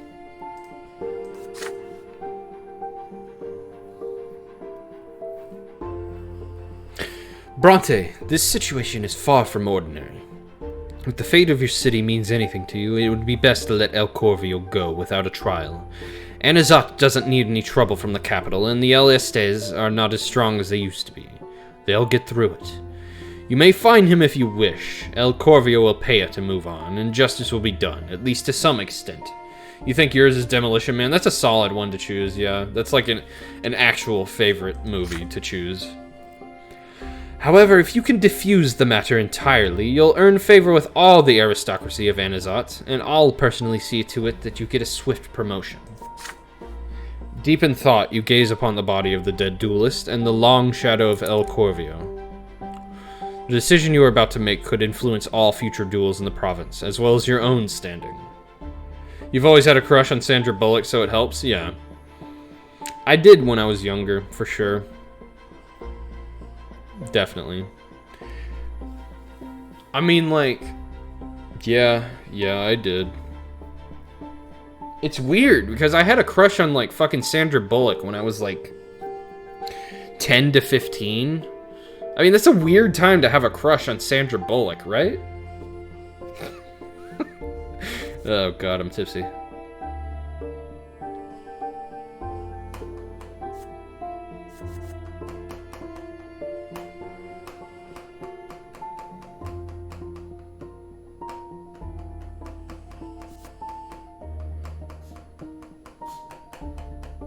Sandra Bullock's the white savior lady from The Blind Side? Yes, that is.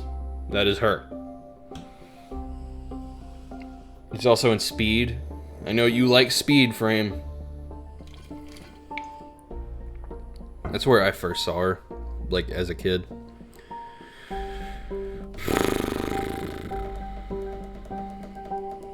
Fucking weird taste. I know, right? I don't know. I mean, like, I don't have a crush on her anymore. I mean, I think she's a decently attractive lady, but I don't really have any sort of attractiveness to her at this point.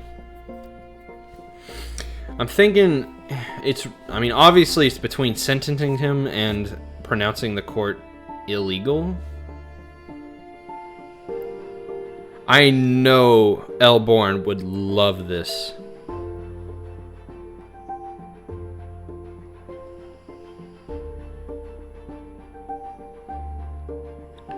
I'm really leaning toward this because I really want to get duels not to happen anymore, and that would be excellent. I'm doing this. I don't want duels. Yeah. Duels are bad. I hope this gets my justice up. I really hope it does.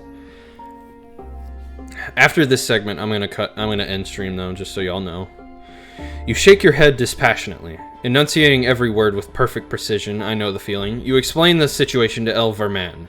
A murder in a duel is still a murder, and the punishment for murder is execution.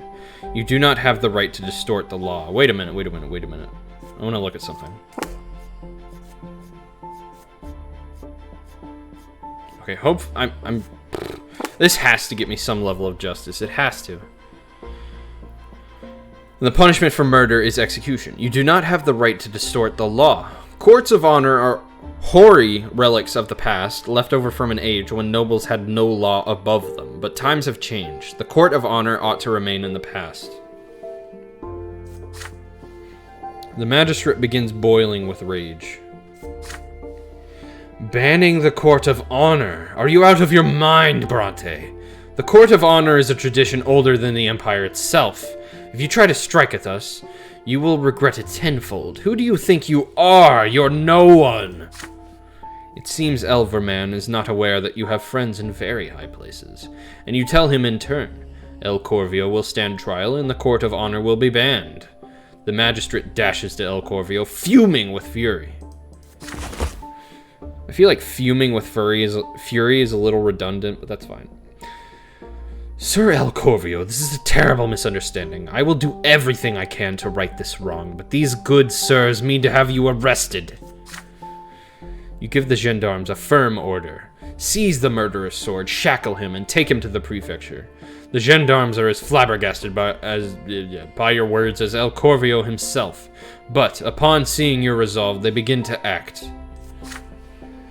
You dare call me a murderer? Doesn't anyone in your filthy, decrepit province know the meaning of a duel?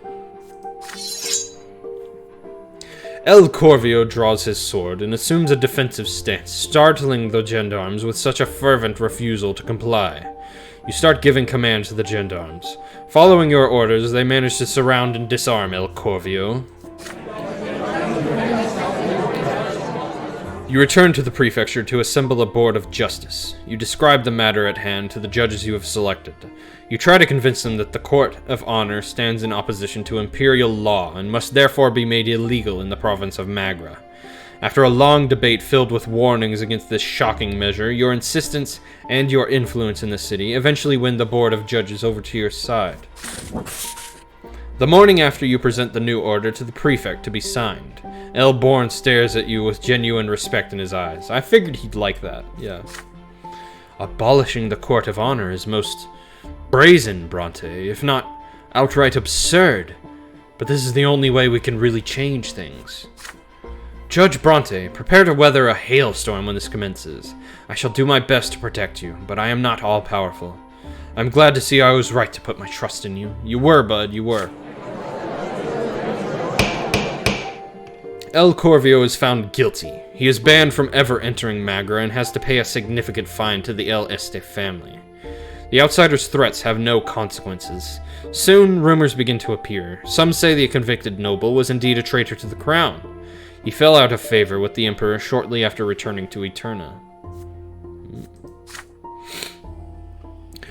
However, it does not take long for the consequences of outlawing the court of honor to be felt. Threats and complaints from all ranks of the aristocracy arrive by the hundreds. Such insolence. Matters of honor now remain at an impasse because of your ignoble laws.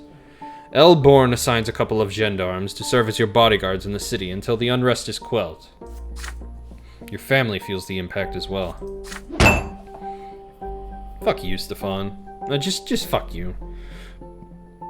How could you do such a thing, Lucius? Do you have any idea what I've heard about us from the highest nobles of the city? I'd have to duel them myself if you hadn't outlawed the court of honor.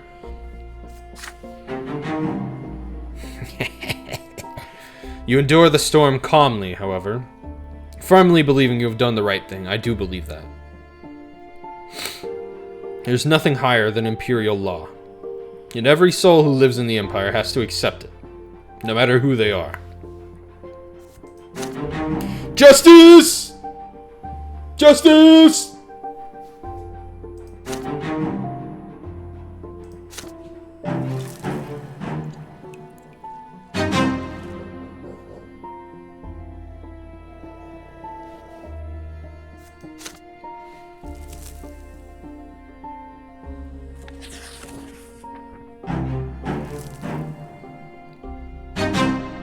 Okay. So, we are going to pick up Debacle in the shop next week.